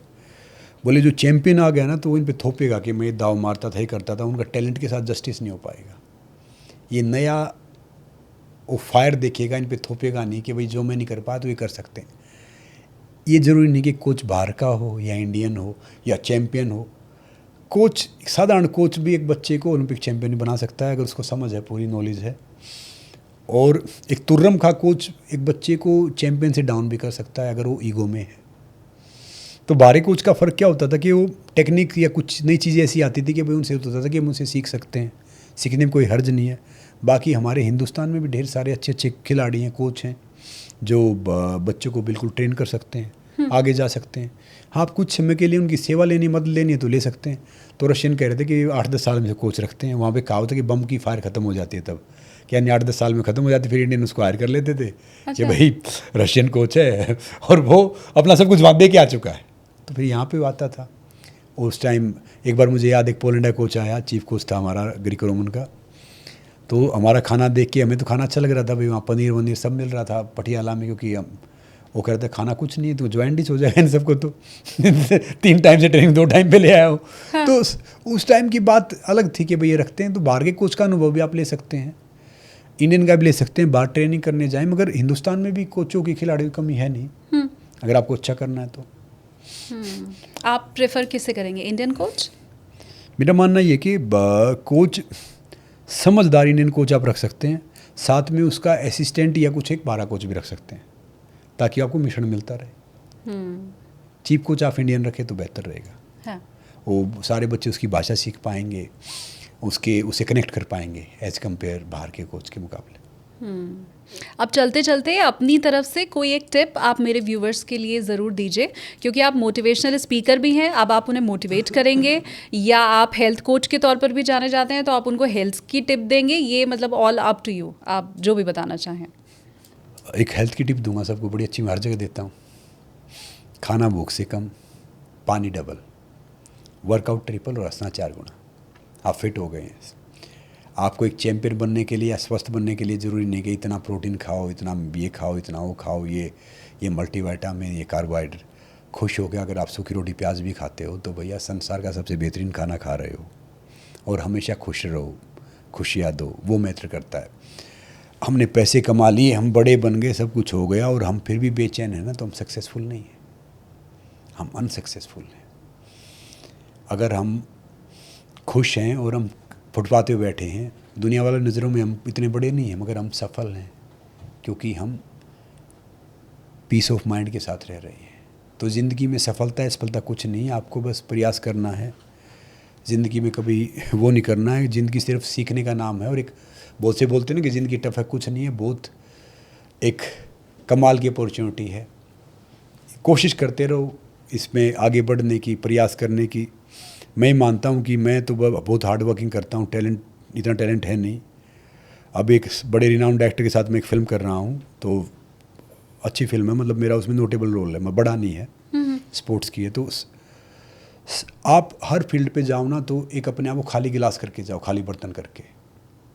भरा हुआ बर्तन करके अगर हम कहीं भी जाएंगे किसी फील्ड में, चाहे हमें सब कुछ पता है, तो हम अपनी ग्रोथ नहीं कर पाएंगे, हम सीख नहीं पाएंगे।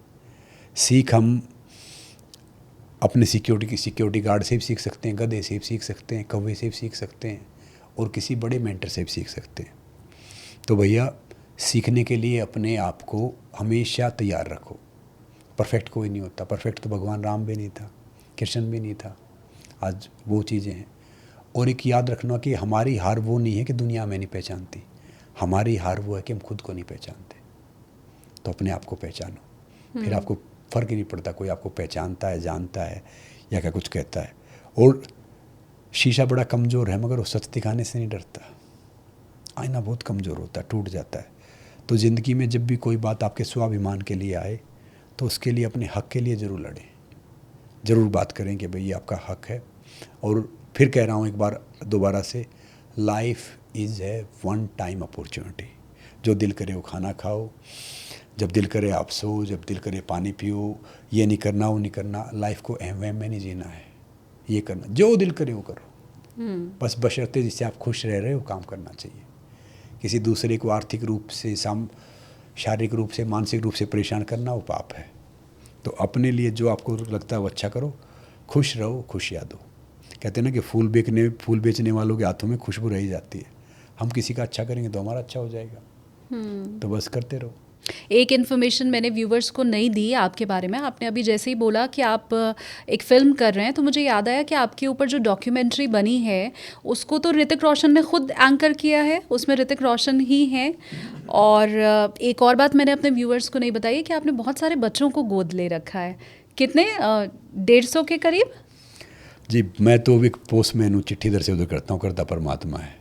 अब हमारी 175 बच्चों की फैमिली हो गई है, जिसमें 90 लड़कियाँ हैं, 85 लड़के हैं। हाँ। और जो मैं 1 रुपया कमाता हूँ उसके 10वां हिस्सा उसमें डाल देता हूँ। मैं किसी से कोई पैसा भी नहीं मांगता और उसका एक आनंद अलग है कि भाई मैं जरिया बन जाता हूँ। कभी मेरे पास जूते नहीं होते थे या बाकी चीज़ नहीं होती थी तो मैं सोचता हूँ कि भाई अगर हम किसी की सरकारी स्कूल के साथ में काम करता हूँ, वहाँ पे फ़ीस माफ़ ना के बराबर होती है, तो यूनिफॉर्म, कॉपी, किताब, जूते, उसमें 5, 7, 8, 10 हज़ार रुपये में एक बच्चा पूरे साल के लिए पढ़ लेता है। इतना तो हम एक टाइम होटल में खाना खा जाते हैं। तो करके देखिए आप सबको भी। ज़िंदगी में 2 ही रास्ते हैं, या दे के जाओ या छोड़ के जाओ, तीसरा कोई रास्ता है नहीं। और अपने लिए तो चिड़िया, कौवा, चींटी सब जीते हैं, किसी के लिए कुछ जी गए तो भैया ज़िंदगी है। और पता है क्या है कि हमेशा खूब मेहनत करो, अपना करियर बनाओ। जब आप अपने करियर पर पहुँच जाओ फिर दूसरों की मदद करो, जरिया बनो।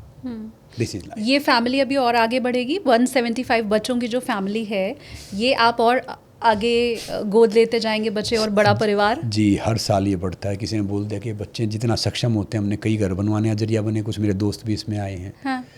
और अब एक फाउंडेशन के तहत हम एंटी टबैको कैंपेन पे अब मैं काम करने वाला हूँ। मैराथन लेके आएंगे, बाकी चीज़ें करेंगे। तो बाद में एक छोटा सा फाउंडेशन बनाया, संग्राम सिंह चैरिटेबल फाउंडेशन। हाँ। तो अभी उसमें एक टीम बन रही है, कोशिश कर रहे हैं, क्योंकि अकेला चना तो बाढ़ कैसे फोड़ सकता है। हाँ, ठीक बात। तो हम उसके लिए प्रयास कर रहे हैं। ये जो बच्चे हैं इनको खिलाड़ी बनाना है। इसमें बच्चे हैं जो पहलवानी सीखना चाहते हैं। कुछ लड़कियां हैं जो, कुछ लड़कियां तो MBBS तक पहुंच गई हैं। अरे वाह। जो जिनको पहले हम जरिया बने थे। हाँ। कुछ हैं जो आगे हैं, कुछ उसके हिसाब से अभी स्पोर्ट्स की उसमें आए नहीं, एकेडमी में या बाकी उसमें मैं अभी तक पहुंचा नहीं हूँ, क्योंकि मैं खुद ही बिजी रहता हूँ, भागा दौड़ी में रहता हूँ। तो आगे मौका मिला तो हम स्पोर्ट्स में भी कुछ ऐसे बच्चे तैयार करेंगे जो देश के लिए पदक लेके आए। हाँ, उन्हें आपकी जब ट्रेनिंग मिलेगी, जब थोड़ा सा मुझे पता है कि भाई मैं कोच अच्छा बनूंगा, क्योंकि मैंने सारी बारीकियाँ बहुत देखी हैं। हाँ। खिलाड़ी तो शायद उतना अच्छा नहीं बन पाया, मगर कोच अच्छा ज़रूर बनूंगा, परमात्मा ने चाहा तो। हाँ। तो कोशिश करेंगे। हमारी तरफ से आपको बहुत सारी शुभकामनाएं सर। आप मैंने शुरू में ही कहा था कि आप जिस फील्ड में उतरे, जहां संग्राम किया, वहां झंडे गाड़ दिया आपने। वो चाहे सोशल फील्ड है आपका, मॉडलिंग भी आप कर ही चुके हैं, तो माशाल्लाह फिट भी आप ही हैं। वो भी घी खाते हुए, शक्कर खाते हुए, मिठाइयाँ खाते हुए, दूध पीते हुए, मतलब ये बड़ी गेहूं खाते हुए, मिलेट खाते हुए, मिलेट खाते हुए। हाँ, ये बहुत हैरानी भरी बात है और मुझे लगता है ये हम सबको अडॉप्ट करना चाहिए। हम और कुछ नहीं अडॉप्ट कर सकते, लेकिन एटलीस्ट हम ये चीजें जरूर अडॉप्ट दिखा रहा हूँ आपको, देखो। हाँ प्लीज। जब आप प्राणायाम करते हैं ना तो आपकी हड्डियाँ इतनी मजबूत हो जाती हैं, कुछ हो गया तो पता भी नहीं चलेगा। योगा प्राणायाम वर्कआउट करते हो तो आप इतने मजबूत बन जाते हो। हाँ। जो ये इसके बाद खाना खाओ, ये मत खाओ, वो मत खाओ, प्रोटीन शेक पियो, इनसे आप बाहर निकल जाते हो। P low protein. मैं कहता कि कोई चीज़ गलत है, मैंने भी कई तो बड़ी कंपनियां ब्रांड एम्बेसडर शायद और बन जाऊँ। हाँ। रोजी रोटी खानी है, मगर ठीक है भाई प्रोटीन पियो, मगर वर्कआउट भी करो उतना। प्रोटीन मल्टीविटामिन खराब नहीं है, मगर उतना वर्कआउट तो कर लो। कोई दीवार पे चढ़ रहे हो, आपको कोई थोड़ा पुश कर सकता है, तभी तो मदद मिलेगा ना। हाँ। मगर भैया भारतीय आहार के साथ कॉम्प्रोमाइज़ मत करो। आजकल गोली डिब्बे खा लेते हैं और वो अपने आहार के साथ कॉम्प्रोमाइज़ कर लेते हो, गलत बात है। और खाली पेट कोई डिब्बे वाला सामान नहीं खाना है, कोई भी। अच्छा। चाहे वो मैं बेचूं, हाँ। चाहे कोई मेरा भाई बेचे, चाहे कोई बहन बेचे, खाली पेट नेचुरल खाना खाओ। एक और सवाल मुझे लग रहा है मेरा रह गया था, माफ़ी के साथ मैं वो सवाल ले रही हूँ। ये बिल्कुल अलग है, अभी जो ज्वलंत मुद्दा देश का है उससे जुड़ा हुआ है।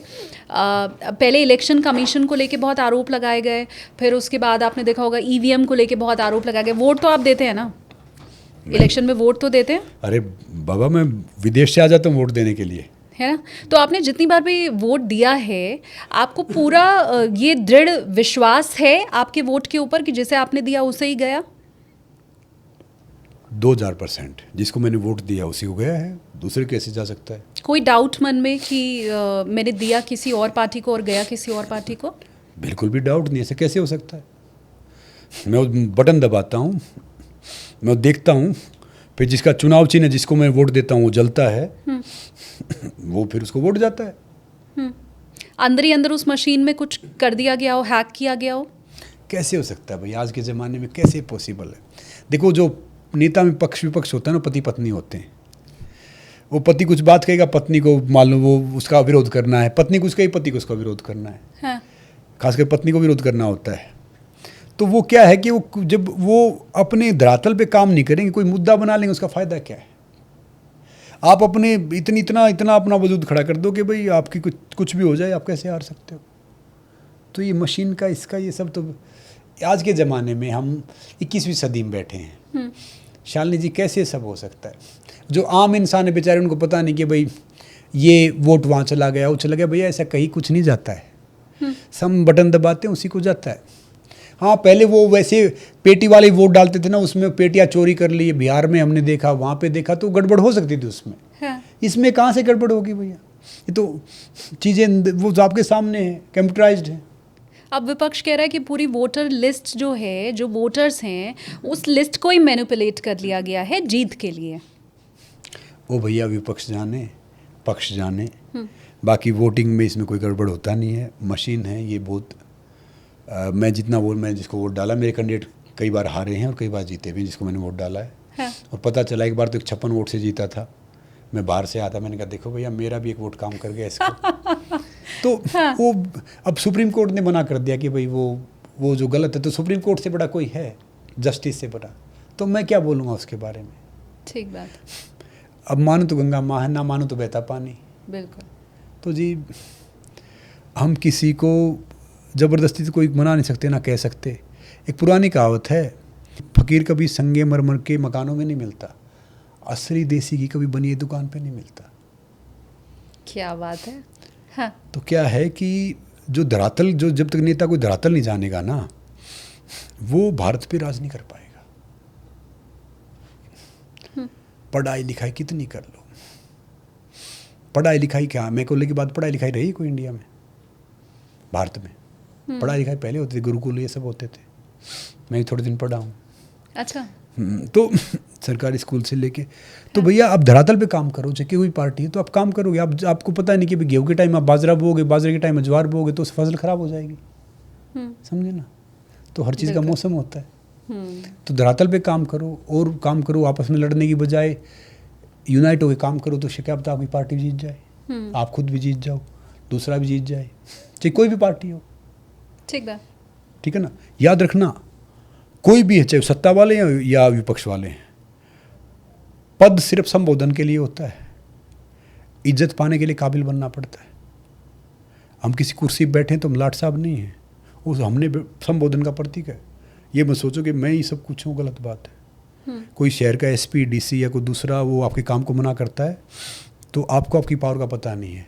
हम मेहनत कर रहे हैं, हम उनको सैलरी तब पा रहे हैं जब हम टैक्स दे रहे हैं। पीएम साहब भी तब सैलरी पा रहे हैं जब हम टैक्स दे रहे हैं। तो भैया वी आर बॉस। तो अपना मतदान जरूर करो, वोट जरूर डालो। वोट नहीं डालोगे ना, फिर फालतू ही बात करोगे, ये हो गया वो हो गया, फिर वो गलत बात है। सबसे जो आपका हक है मतदान है, मतदान करो। Thank you so much sir, लोगों को इतना जागरूक करने के लिए। मेरी ढेर सारी शुभकामनाएं आपके साथ। भविष्य में भी जितनी भी आपकी योजनाएं हो वो सब सफल हो और आप ऐसे ही लोगों के लिए एक आदर्श स्थिति और एक आदर्श के तौर पर हमेशा जाने जाते रहें। Thank you so much sir. बहुत बहुत धन्यवाद शालिनी जी। शुरुआत में तो लगा था कि शालिनी जी आज बहुत क्लास लेने वाले हैं। वो पत्रकार की तरह पूछ रहे थे कि ये असली ये नकली। अब भैया असली नकली कुछ है ही नहीं, हम क्या बताएं। सबका अपना भी होता है काम करने का। ठीक बात। तो ठीक। Thank you sir. Thank you ji.